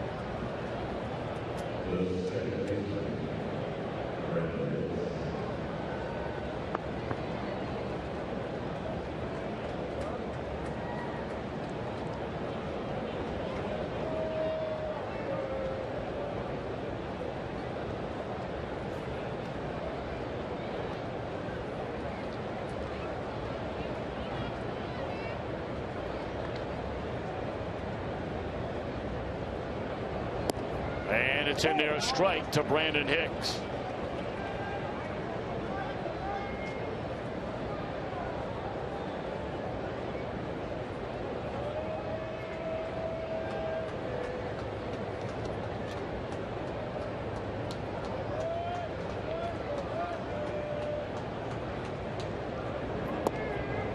Breaking ball missed off the inside corner.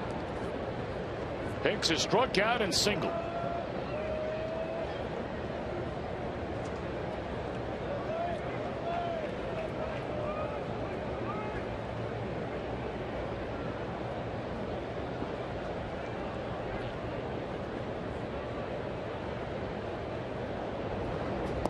And a breaking ball, and that's a one pitch through all of this, and maybe his arm, and not suggesting not healthy, not 100%, but maybe strength wise, yeah, well, not 100%, but that curveball has been very good. It has been, and you know, he's got such a big frame. He's 5'6" Marshall is. He's got a high arm arc, and he gets on top of that curve. It's got a lot of downward bite. Got him swinging for the second out of the inning. And right now, without a fastball, and there have been times when he was on top of his game. Sean Marshall's throwing his fastball 91 to 93 miles an hour. Now, recently it's been more in the 80s. So when you don't have that fastball, your main weapon against right-handers is going to be a breaking ball.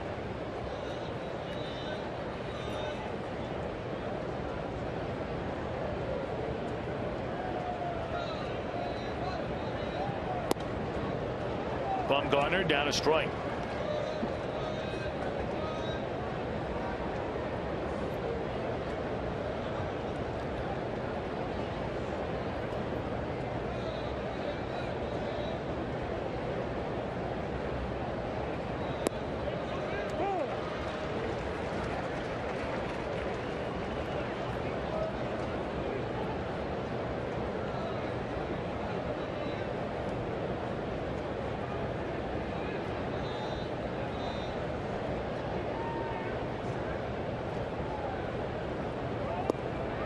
A swing and a miss, and Marshall a solid 6th inning. Fans 3 and walks about it. Top of the order coming up. Reds will try and get back in.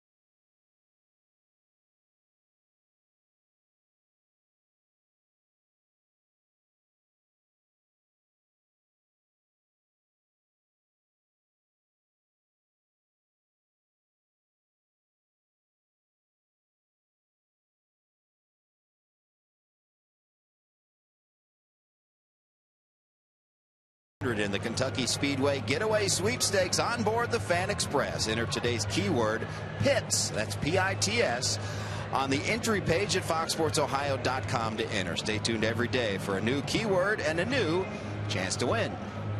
Jim Day back with you. Billy Hamilton set to lead off the inning here for Cincinnati. And boys upstairs are talking earlier about tonight is the amateur draft in Major League Baseball. And Billy Hamilton was a guy that was trying to choose between football and baseball. And you guys were talking earlier about how baseball teams have to talk guys into not going to accept a college scholarship. Billy's was actually in football. He had a scholarship at Mississippi State. And before he sat down to make what he said was a family decision on whether to play football or baseball, the Reds sweetened the pot. They said, at any time, if you want to go back and get your education at Mississippi State, we will pay for it. And that's not only during his baseball career, for the rest of his life. If he wants to go to Mississippi State, the Reds will honor that scholarship. They sweetened the deal. He signed, and here he is. How about that? It's a great story. Great stuff as always from Jim. Big Jim Day. There's a strike called on the outside corner. 1 ball and 1 strike. You know, that deal negotiated for a college education is rather quite common, especially for higher round draft picks. Because if you want to entice a guy away from college, you've got to give him the option of going later on. And there's no set amount of money. I mean, it might be that Billy Hamilton was all set to go to Mississippi State. For him, an in-state school, but say he wanted to go to a private school somewhere, which would be much more expensive tuition-wise and so on. Those could be negotiated out too. That kind of stuff is being done every year around this time. How about the pickup by Sandoval? Boy, as bad as the Giants were on defense the first 2 games of this series, that's how good the left side of their infield has been here today. It's like been one big pulsating glove out there waiting for a batted ball from the Reds. Sandoval goes to his right, throws a strong throw, the speediest of runners. Well, that's a dandy. Well, he can afford to play over there near that line because Brandon Crawford covers so much ground going to his right. A couple of good scoops on the day by Michael Morse. Frazier swung at the first pitch each of his first 2 times up, and both of them resulting in a base hit, a home run, and a single. He'll take a breaking ball this time for a strike. Yeah, both of the first 2 pitches were fastballs. Fastball there, up and in, a ball and a strike. Reds trailing 5-1, batting here in the bottom of the 6th inning.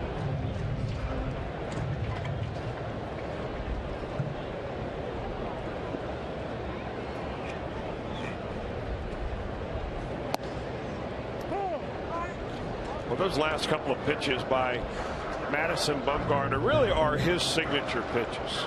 I mean, they're low armed. I mean, he throws it so hard it seems like a fastball, but it's more like a cutter.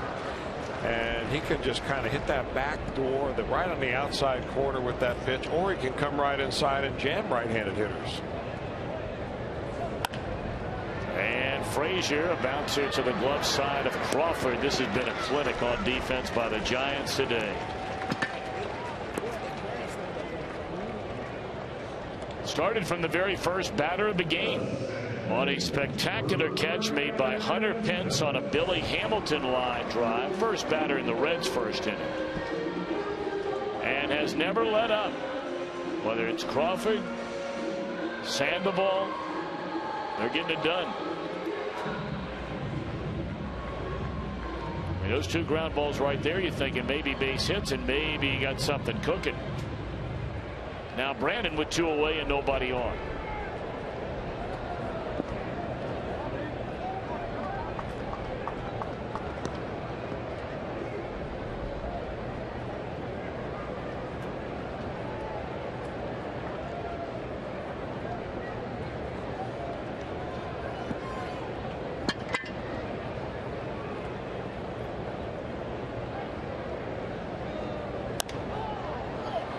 Pop up into short right field. The second baseman Hicks to get it. The Reds are gone in order.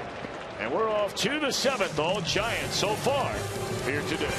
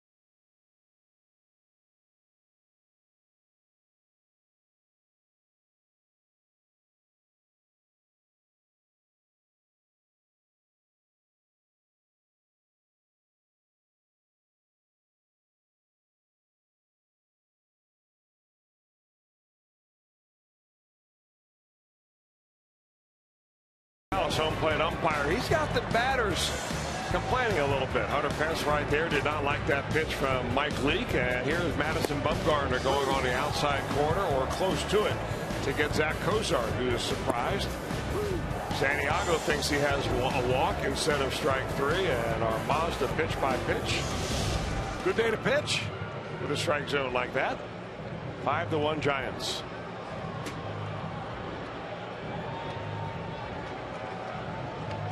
Sean Marshall out for his second inning of work. Threw the ball quite well in the 6th. Struck out 3 batters, didn't walk a batter.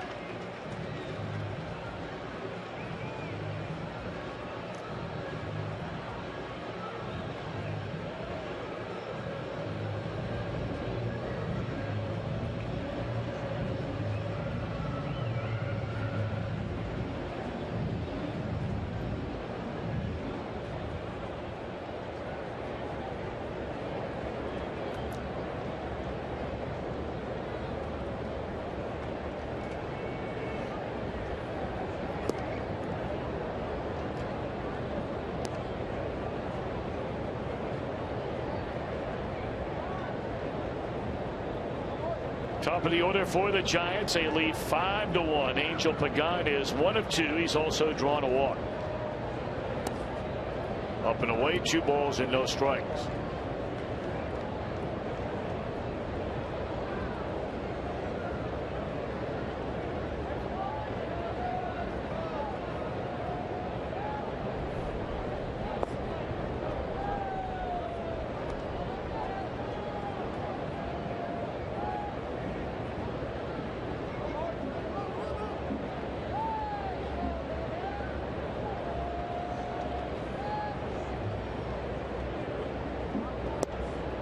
Came back with a breaking ball and a 2-3-0 pitch, and that's a strike.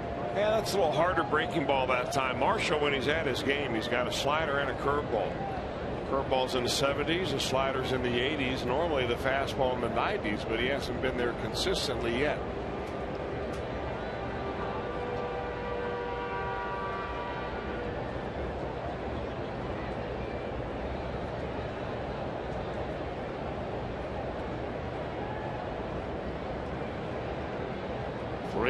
The count, and Pagan waiting, and an excuse me roller foul. The count is full. Talking about the draft earlier, the Reds, when they do draft, they'll have the first round draft pick tonight, and then the second or the 3rd through 10 tomorrow. So they have the first round tonight, day 2, and then they have the competitive balance round and the second round, and then the competitive balance round B today. There's ball 4 to Pagan. He's walked for the 2nd time. Day number 2, rounds 3 to 10, and day number 3, rounds 11 through 40. The Reds will pick number 19.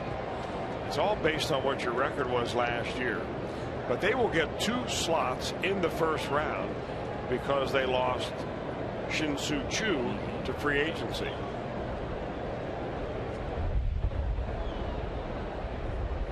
So they get the 8th pick, and I think in the 19th pick.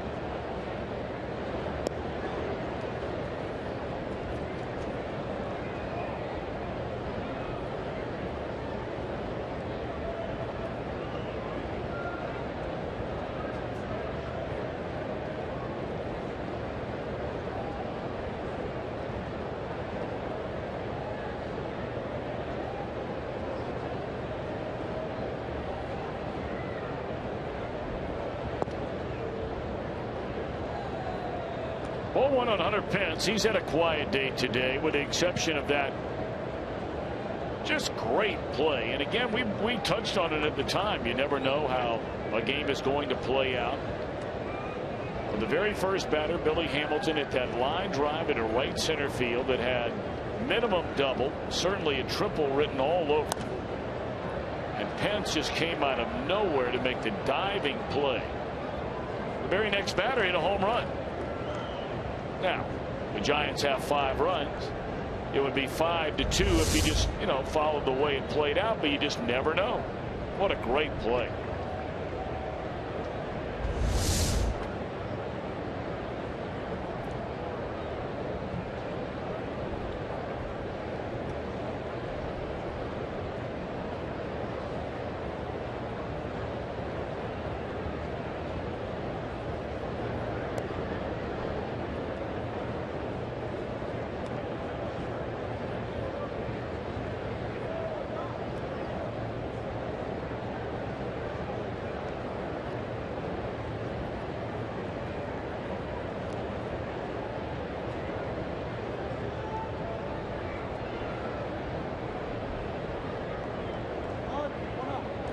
Time called at the plate by Pence.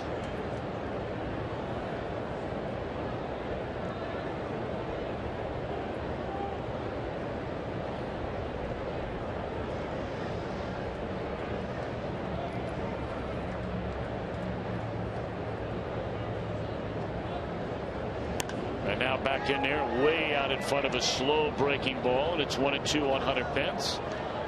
We invite you to get ready for Reds action before the start of every game with Reds Live, presented by Ray St. Clair Roofing, right here on Fox Sports Ohio. Coming your way tomorrow night at 6:30, leading up to our game coverage, which begins at 7:10. That'll be Johnny Cueto tomorrow night against Cole Hamels. And I know you're looking forward to that, and we are as well. And that one off the end of the battle, fall into right field. So the first 2 aboard against Marshall. After the walk to Pagan, now a little flare into right by Pence. Yeah, this is an add-on opportunity for the Giants. And the Reds fully know, and that's Jeff Pico on the phone of the bullpen, that if they give any more runs or any more, as in a couple or more, this could be just an insurmountable lead. The Giants showed a very good bullpen last night. So you essentially got to hold them right there.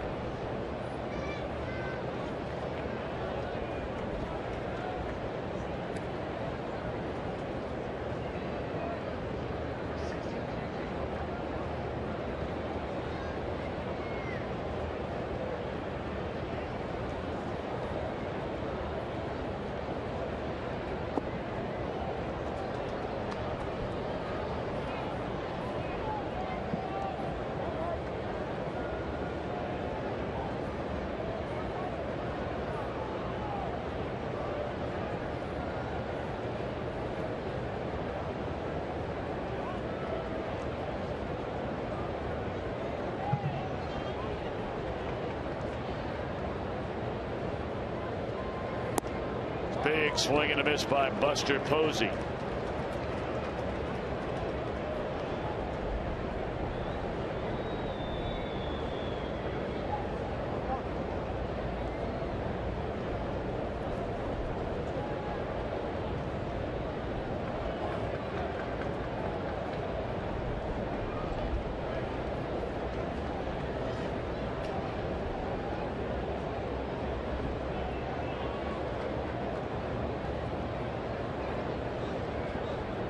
One ball, one strike, and a swing and a foul ball on a play by Posey.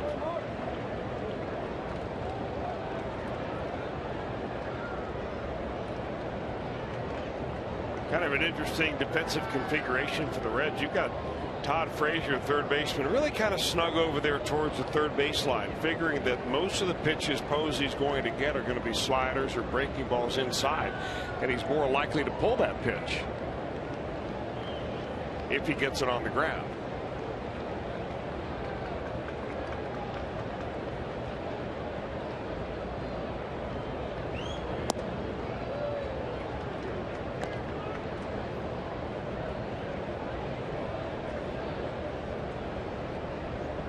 Not so sure I like that pitch when you're topping out at 87. One thing going north and south with a fastball when you're a fastball pitcher like Tony Cingrani. When you're topping out at 87 and you're mostly throwing breaking balls, that doesn't fool anybody. know the intent was probably just to change the eye level on Posey. Get him looking upstairs and then drop a curveball on him like they just did. But this is a big out here for a big batter.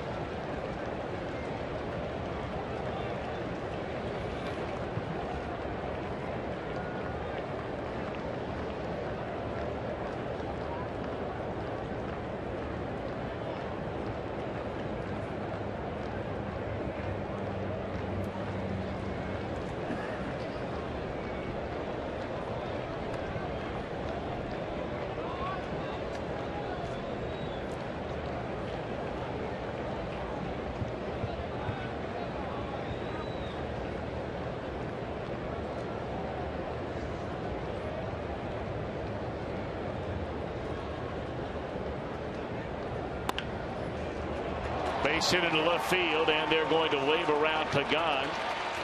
He will score on the base hit by Posey, and the Giants extend their lead now to 6-1.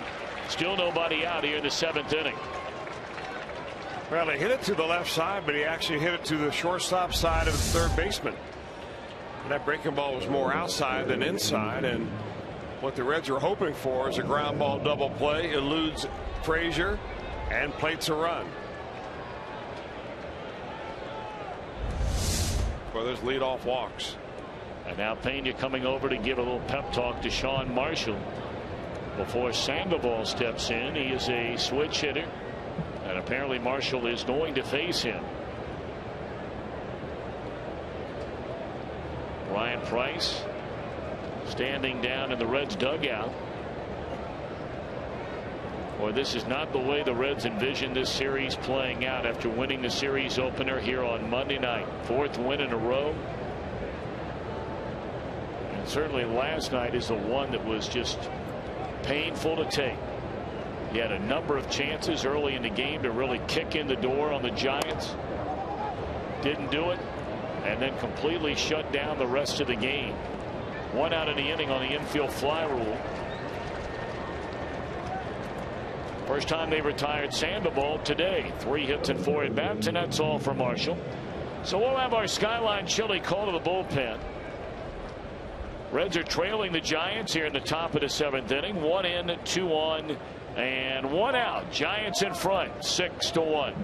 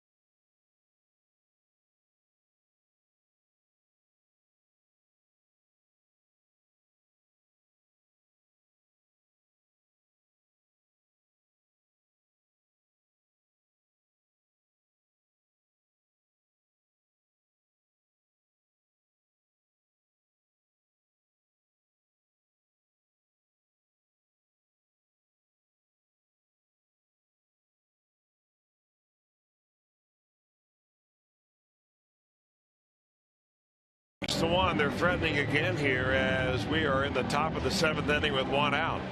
Marshall out after giving up a walk and a base hit, and with 1 down, J.J. Hoover summoned from the bullpen. He will face Michael Morse, and Morse Did some damage early when he hit a 2-run home run in the second inning. Signed a 1-year deal with the Giants. A lot of Giants fans were wondering if in a Giants uniform whether Michael Morse might show them his signature move called the Samurai Cobra Snake in the on-deck circle. We'll show it to you here in a moment. So he is one big strong dude.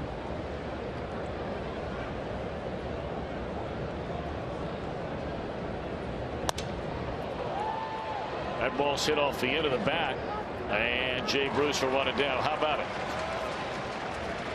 Got to hit it a long way off the end of the bat. When Morse was with the Washington Nationals, Rick Eckstein was his hitting coach, and said, you know, you need to get a little more hips into your swing.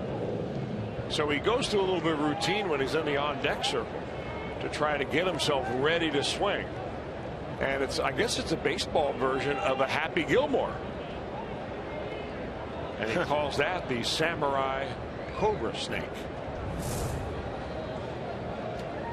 Well, whatever it is, it's working for him this year. Now, I don't know what happened to him the last couple of years since he had that big season with the Washington Nationals. But he's got it going on this year. 13 home runs, 41 runs batted in.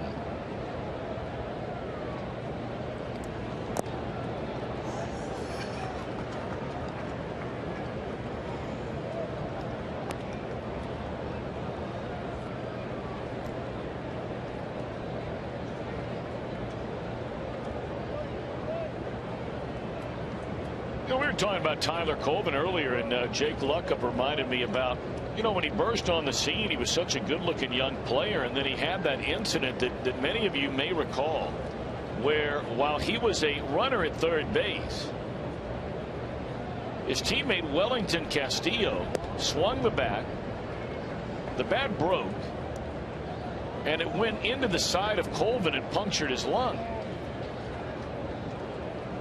And you know, it's not to say that play necessarily led to his huge tumble downward in regard to his production on the field, but it certainly didn't enhance it. That much we know for sure.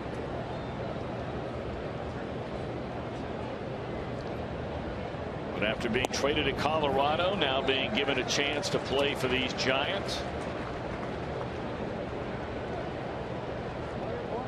And the bottom line is he's playing Major League Baseball and getting paid to play this great game. And it's hard to beat that.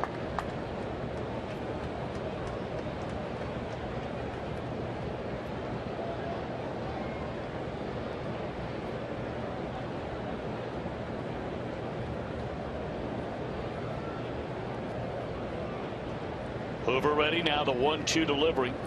Struck him out, and that's all for the Giants. Good job by JJ. Comes in to get the final 2 outs of the inning. Reds will bat in the 7th, now trailing by 5.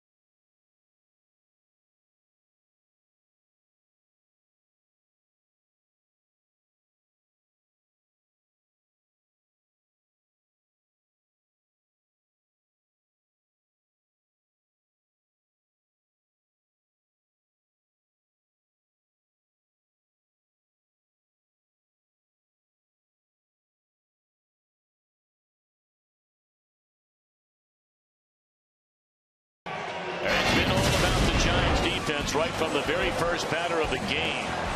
Hamilton had extra bases taken away by Pence, and ground ball after ground ball being gobbled up by the left side of that giant infield. Crawford and Pablo Sandoval. That took another hit away from Billy Hamilton. Kung Fu Panda, they call it. But the man on the mound is the one inducing those ground balls, and that is Madison Bumgarner. He's retired 10 in a row, and 17 of the last 18 Reds to come to the plate. The only hit the Reds have since the third batter a game was a 2-out single by Todd Frazier in the third inning. That's their last base runner in this game, and now they bat in the seventh.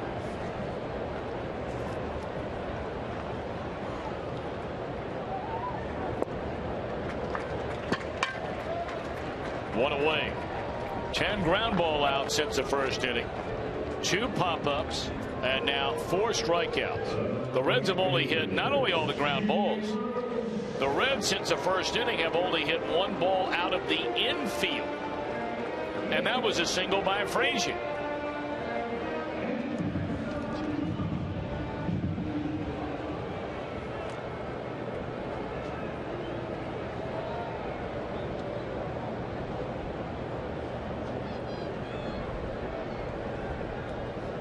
That'll be Jay Bruce. He's 0 for 2 today. Struck out and fouled out to the third baseman Sandoval. And that went off the end of the bat into left center field, run down by Pagan. 88 pitches, and he has 2 outs in the 7th inning. Bumgarner has not walked a batter. He's fanned 5. Well, he's shown the Reds a little bit of insight today, up front and personal, as to why he was chosen the pitcher of the month for the month of May, which could have easily gone to Johnny Cueto had Cueto not had that one hiccup. I think that was against the Washington Nationals when the Reds were in D.C.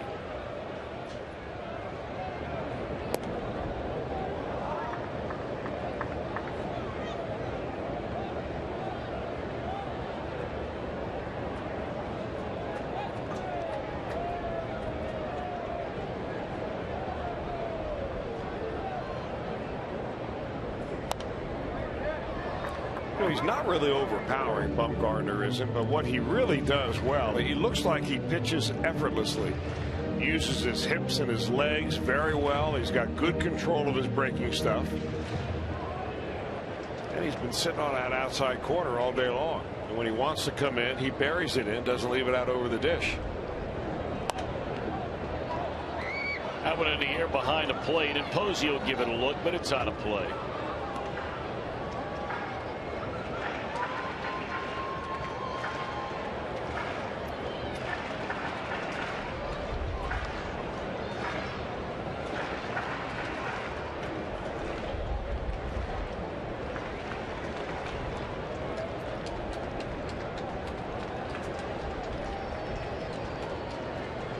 So Heisey waiting on the 1-2 and a slow breaking ball, and he's way out in front, pulls it foul. We've seen Bumgarner flip that thing up there 67 miles per hour on that last one. Yeah, and he really doesn't overuse it. He uses it just enough to know that he's got it. And if he leaves it inside like that, there's no way even when you hit it you're going to make it stay fair. He comes right back with a fastball in on the hands, and that'll be all for the Reds. They are gone in order for the 4th straight inning.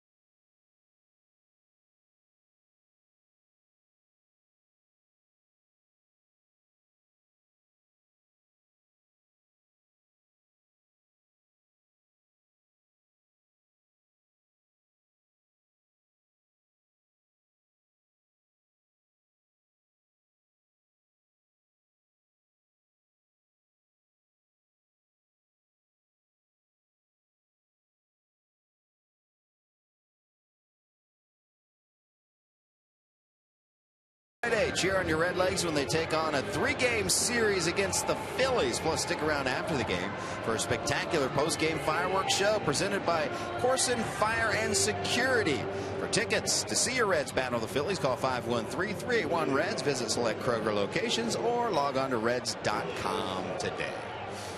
I'm Jim Dan. Let's give you an update on Matt Latos. Last night pitched in Lehigh Valley for the Louisville Bats. And what we reported last night was correct. One pitch into the 6th inning. He was lifted from the game. He had a cramp in his calf. He did not want to come out of the game. So as a precautionary measure, they took him out. Due back in Cincinnati today to get some treatment. Manager Brian Price, before today's game, said that they want to get a look at him today and see how he comes through it tomorrow.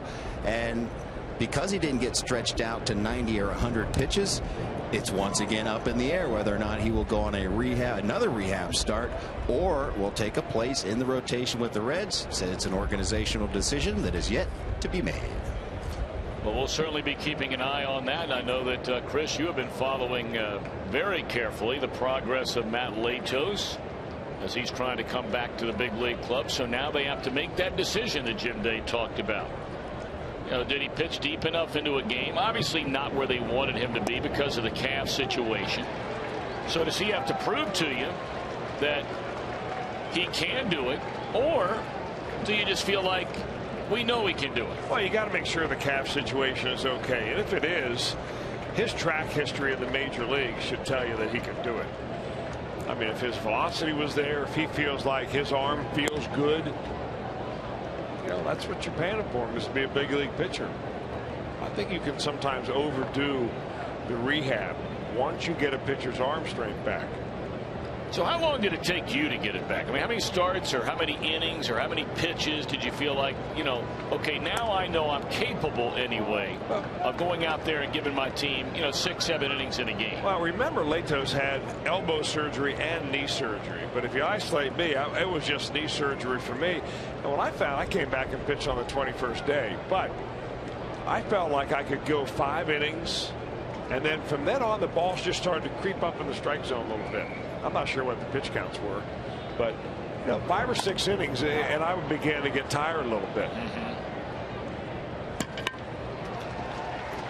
Crawford, a fly ball handled by Heisey out in left field.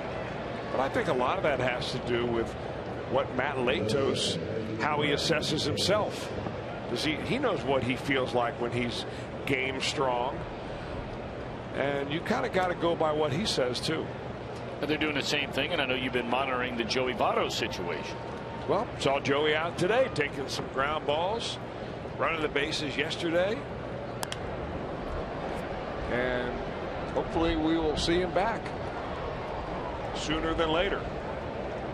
Jim Day, I know it's something you brought up earlier that really it's a constant Joey Votto watch at this point since the team came back home, and he wasn't able to do a whole lot because of the late rain we had on Monday just before the game. But then he got out and did some of the things yesterday. Is there anything at all, Jim, to add to today? Because I know you and Chris have been all over this. Well, once again, it's a strength issue with Joey. That's what Brian Price continues to point to, that there is still a little bit of discomfort in there, but it's the strength in his leg. Now, he passes the eye test, as I said, the past couple of days. He looked really good taking ground balls today. Now, General Manager Walt Jocketty's been quoted as saying that they don't think Joey Votto will be 100% the rest of the year, that is a possibility. So he may just have to play through it. Well, that is really hard to believe. Swing and a miss. I don't mean hard to believe in that you don't believe somebody that it's actually occurring. That's not what I mean. I mean, it's just hard to believe that all of a sudden, after playing for, a month, any injury outside of a broken bone or a torn ligament or something like that, where you would have a hard time getting back to being 100% over the next 4 months. Man, that's tough duty. More complicated than I originally thought.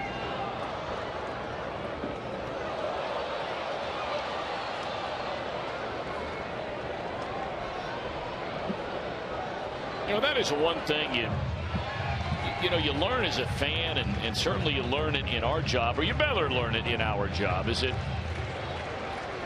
there is no way that any of us, and this applies to just day-to-day life and people we meet, that maybe your husband has bad back problems, or your wife has a foot issue or a heel issue or a plantar fascia. Not one of us is able to look at somebody else and know or measure what kind of pain they are in. It's impossible to know.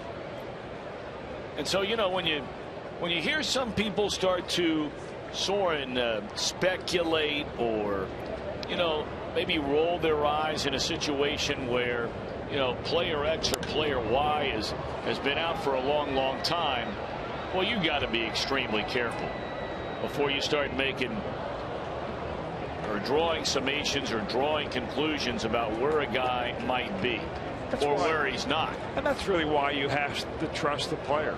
You have to ask him where he is. How does he feel? Can you play with it? Can you play every day with it? Can you play once a week with it? Whatever it is. I mean, eventually you have to just trust how the player feels and what he tells you.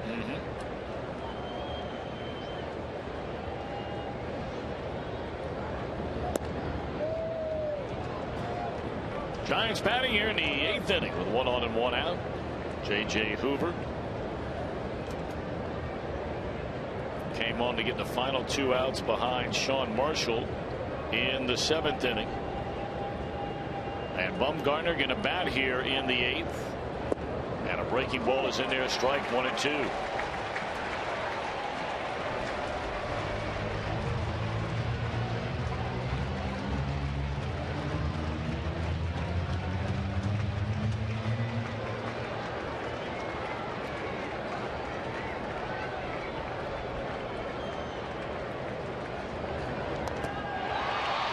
Still alive is Bumgarner.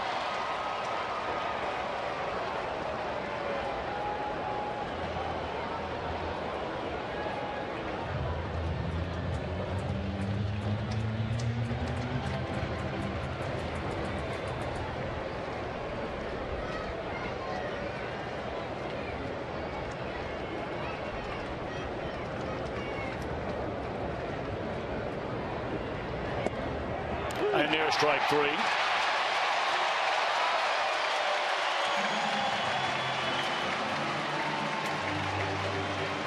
Now the fans like it, J.J. Hoover likes it, and we like it. That is our flamethrower, brought to you by Cholula Hot Sauce. At the top end of the strike zone, little 86-mile-an-hour breaking ball from J.J. Hoover. And he gets a strikeout. 11 of them now in the game for the Reds.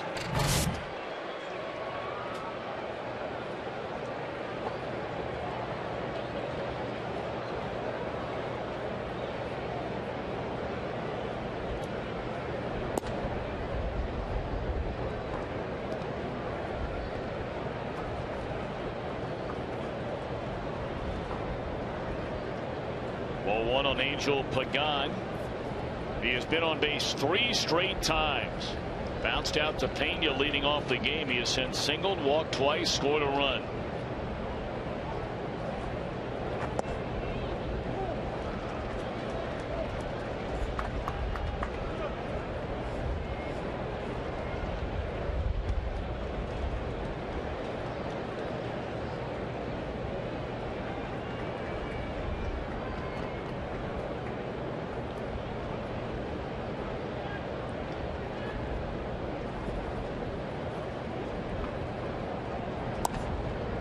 That one served into left field, a base hit. Well, that's the second time he has done almost that identical swing. He got a base hit in the 3rd inning going the other way. And this guy has really proved himself to be a very capable leadoff hitter.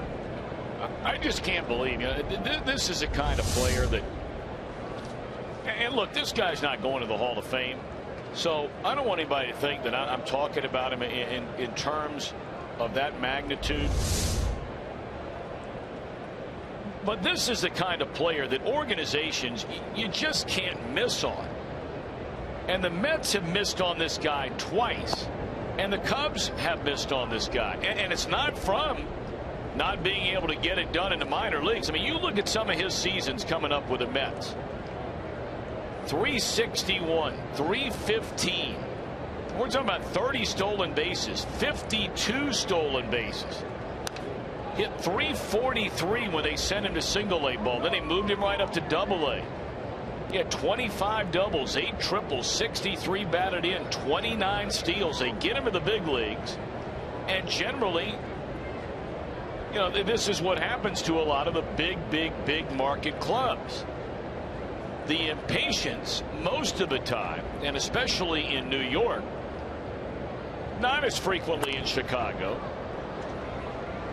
but with teams in New York, whether it be the Yankees or the Mets, they rarely ever give a guy a sustained amount of time to prove what you can do. The Cubs gave him 170 at bats. The next year they give him 140. They send him back to the Mets. The Mets give him 1 year. He hits over 300, 22 doubles. Hit .290 the next year with 31 doubles, 11 homers, and 69 batted in. And they get rid of him. And how long have the Mets been looking for outfielders?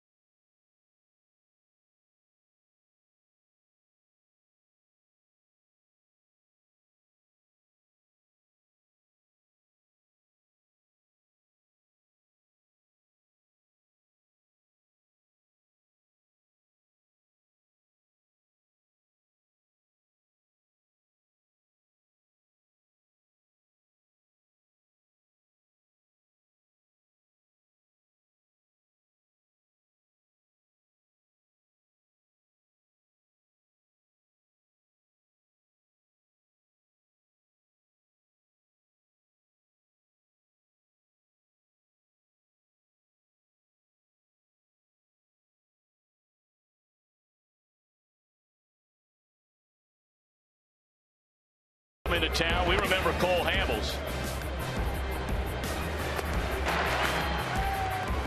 And the number he has done on the Reds through the years. We also know all about the kind of year Johnny Cueto is having. And that'll be the matchup in Game 1 tomorrow night. 6:30 Reds Live gets underway. And our game coverage begins at 7 o'clock. Now you seem to know the reason why these teams give up on Angel Pagan. Trips to the DL. He's had Tommy John surgery. And then last year he had the bad injury where he missed well over half the year. Yeah, and I think you make a great point about the large market clubs run out of patience. So when you have a guy go on the DL for extended periods of time, 60-day DL trips, they just sour on him, thinking, hey, well, you know, we're in a big market. Our fans don't care about a player going on the DL. They want to know who's playing left field for us right now. And I think that's why, you know, when you miss like the Mets did or the Cubs did, you know, there's a sense of urgency there that sometimes a middle or small market club can't afford to have, and you just have to ride it out. I mean, he had the strained hamstring last year, 60-day DL, but early in his career, you know, he had a left hamstring tear. He's had labrum surgery, out for the year. He's had elbow surgery in 2009, out for the year. So there's a lot of trips to the DL on and off. But he's proved himself this year to be a very valuable player to this Giants ball club, and they're hoping that they can keep him on the field.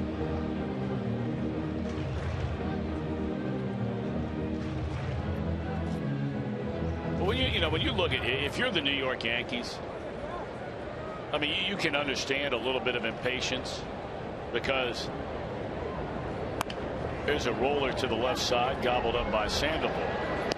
As Pena's thrown out, that's the way that we begin the bottom of the 8th inning. Because they're not producing any players anymore. They might be for other teams, but they're not for their major league team. Really, the last big group of players that the Yankees brought through their system, put them in the major leagues. Those guys are retired now.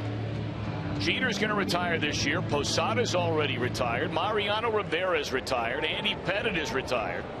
That was the last fleet of Yankee, you know, drafted, signed, developed players that all came up together and stayed with the Yankees for a long time. But boy, the Mets, I mean, it's not like they're going out and spending $200 million on their payroll like the Yankees would. And it's hard to understand.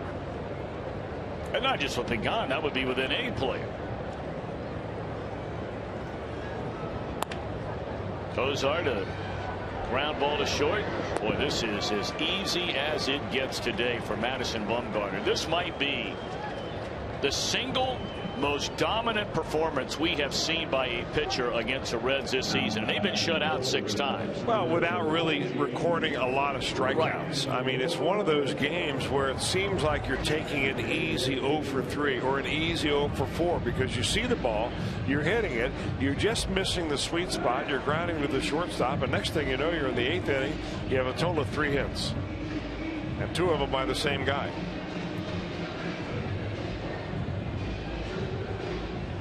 He has retired 21 of the last 22 batters he has faced.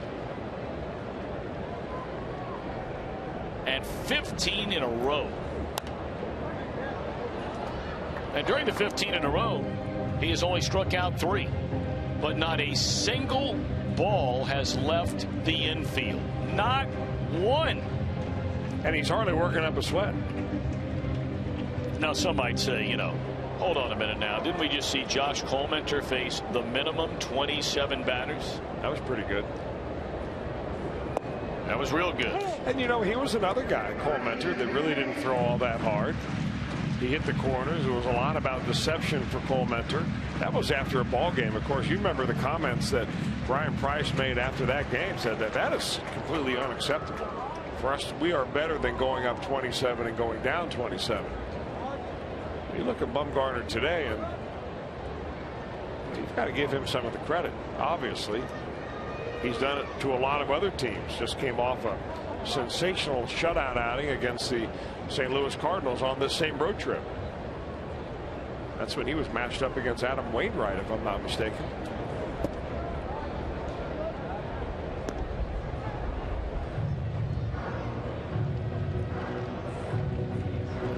All in all, this is quite a road trip for this San Francisco Giants team. They went into Busch Stadium, and we know that's a very tough place to win. They won 3 out of 4 there. They had lost 9 of 10 in this ballpark to the Reds over the last 3 years outside of the playoffs. And they are 3 outs away from winning this series behind their ace, Madison Bumgarner.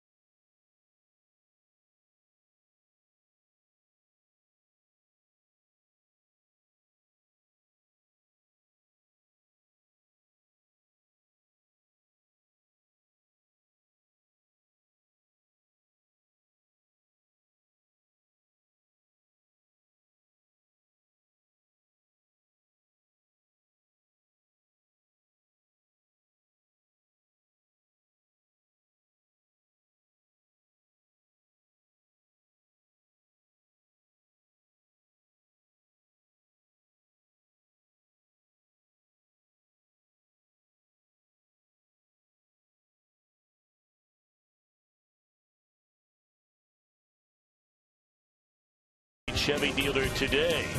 And by Cincinnati Children's Hospital, ranked #1 in the U.S. in pediatric cancer care, according to U.S. News and World Report's best children's hospitals in America. Well, coming up right after the game, as always, here on Fox Sports Ohio, we'll have Reds Live, presented by King's Honda. So Jim Day, Jeff Pecoro and company standing by for that. Reds going to bring on their closer, Aroldis Chapman, to get a little bit of work. He has a strikeout, at least one in 21 straight appearances. That's the longest active streak for any reliever in the National League, and he's thrown the ball very well. Well, the interesting thing about Aroldis Chapman is that he has added a pitch to his pitching arsenal this year. Last year, when he did throw 2 pitches, it was fastball slider. This year, that extra pitch is a changeup that really people were wowing about from the very first day that they saw Aroldis Chapman pitch in a Reds uniform. They were amazed that he had 3 pitches, but they were mostly impressed with that changeup off of his fastball. And he's thrown that exceptionally well so far, and it's made that fastball, which he has reached 103 so far this year with, seem like 110, if that's possible. Here's the breakdown. Last year, no changeups. This year, more sliders and some changeups.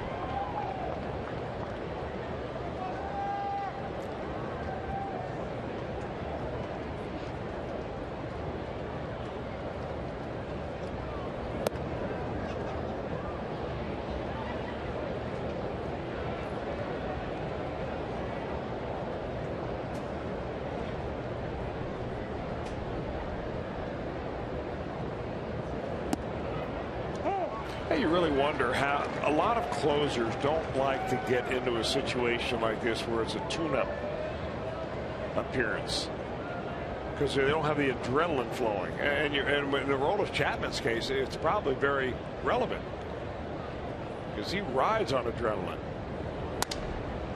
Well, goodbye to that bat. Posey will be handed a new one by the bad boy.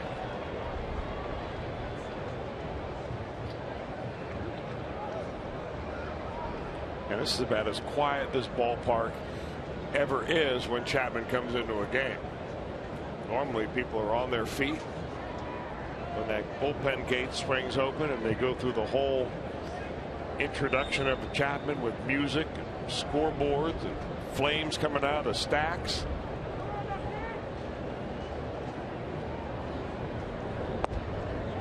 There's that changeup. At 88, sometimes 90.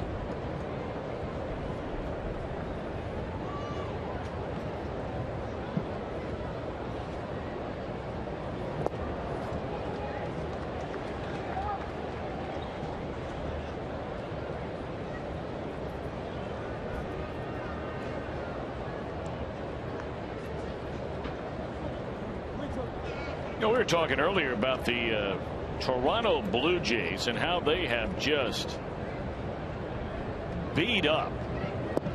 There's that slider, and gone swinging is Posey, one away. I mean, the Tigers have to wonder what in the world has hit them. They're about, well, I mean, there's still a long way to go in that one, but Toronto watched the Tigers jump out to a lead. The Blue Jays took the lead. The Tigers came back and recaptured the lead. And now all of a sudden Toronto adds a 4 spot to go up 6-3 in the 7th inning. Man, is that team rolling? Well, the question always becomes, Chris, it seems to me, and of course, you know, Baltimore had that stretch a couple of years ago when they were in it. You know, at the end of the day, when you get down to the last 2 months of the year, Tampa Bay was able to put a little chink in the armor. They've qualified for the postseason. They've won 90 or more games, what, 3 of the last 4 years, much like the Reds. But can somebody win that division besides Boston or the Yankees, or be the team out of that division that beats Boston or the Yankees in the playoffs? A lot of people thought that this year just might be the year of the Toronto Blue Jays, but you know, they've said that for years, because on paper they've had some really good teams over the years. They just have been never able to translate that into wins, especially down the stretch. 1-2 on Sandoval. And a liner to the first baseman on a 101-mile-per-hour fastball. 2 away.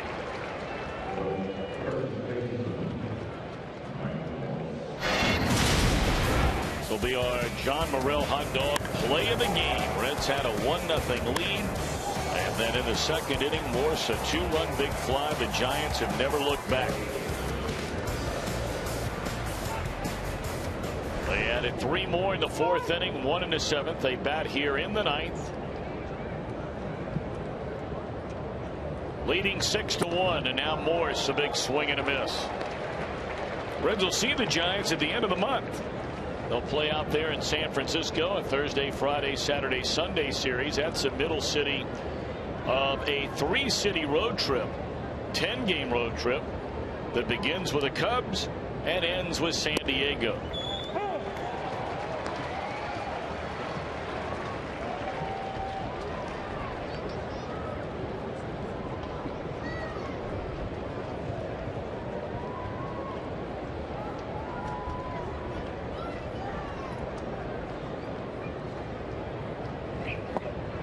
Gone swinging Morse.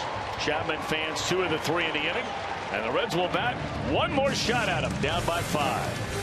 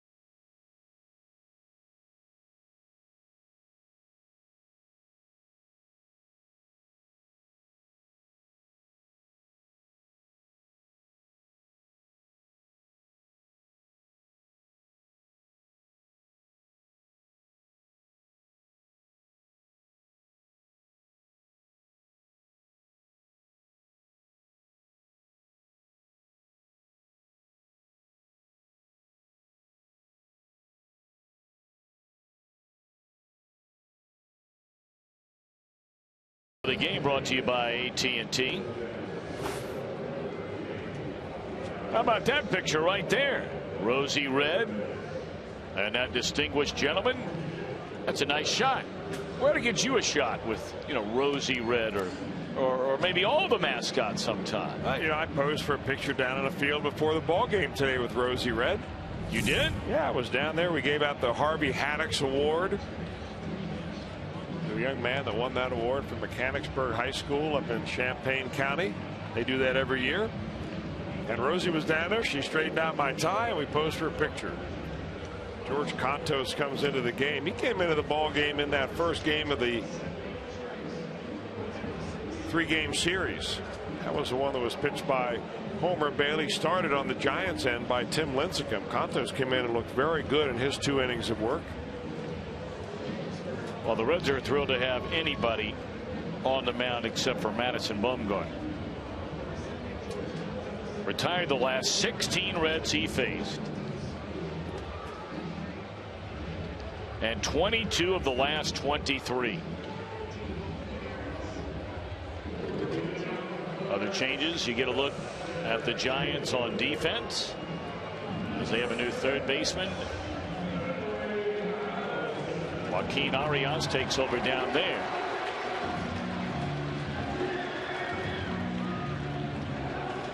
And the Reds have a top of the order. One more chance. You never know. Stranger things have happened. They're down by 5. A 6-1 ball game. Billy Hamilton 0 for 3 has been robbed twice of base hits today. The diving play by Pence in the first inning. And a really good play made by Sandoval down at third base in the 6th inning.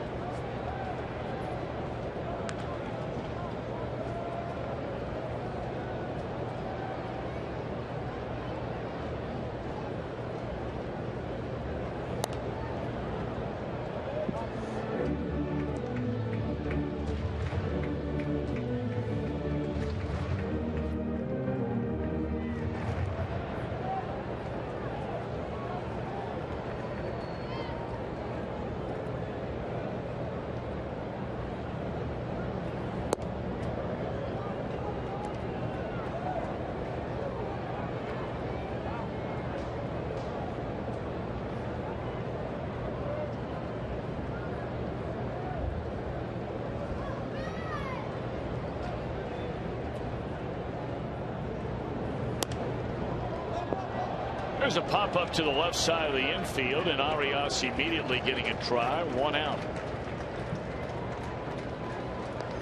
RIGS bringing the energy. National League players.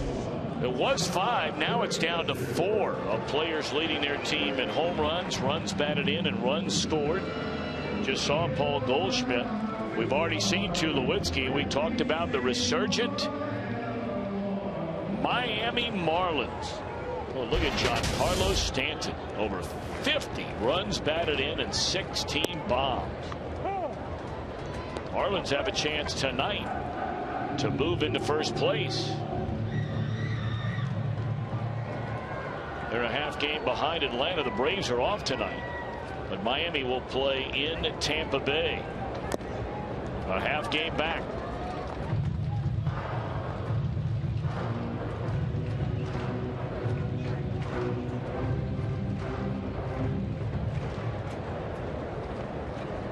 Frazier has been the lone bright spot in the Reds lineup today. 2 hits and 3 at bats, including a solo home run, which came in the first inning, and he's out on strikes for out number 2 in the 9th.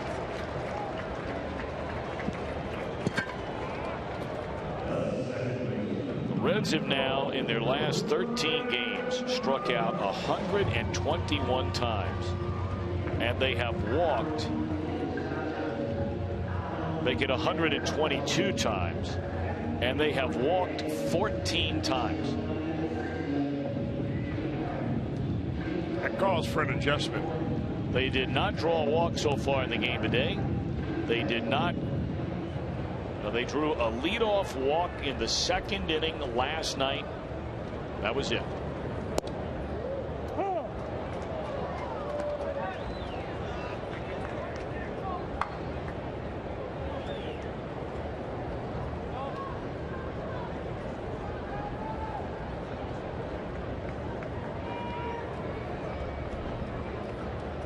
Today they faced a legitimate strike thrower in Bumgarner. Only 18 walks all year long. 1-1 to Brandon Phillips.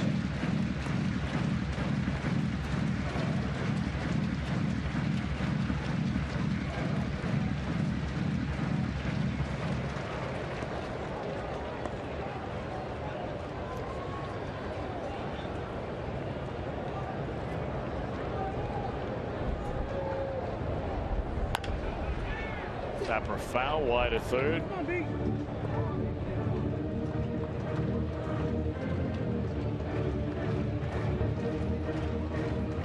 Last time the Giants won a series in this ballpark was the postseason series when they beat the Reds in 2012. They've not won a regular season series here in over 4 years. And they're an out away from doing just that, leading 6-1 here in the last of the 9th inning today.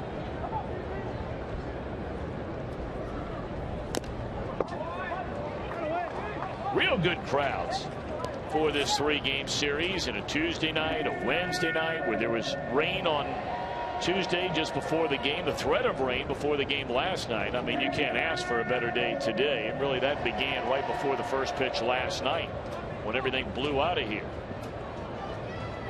Almost 80,000 for the 3-game series. And this ought to do it. A pop up to the right side. And that's it. The Reds do not have a runner reach base since the 3rd inning, much like the game last night. The last base hit they had.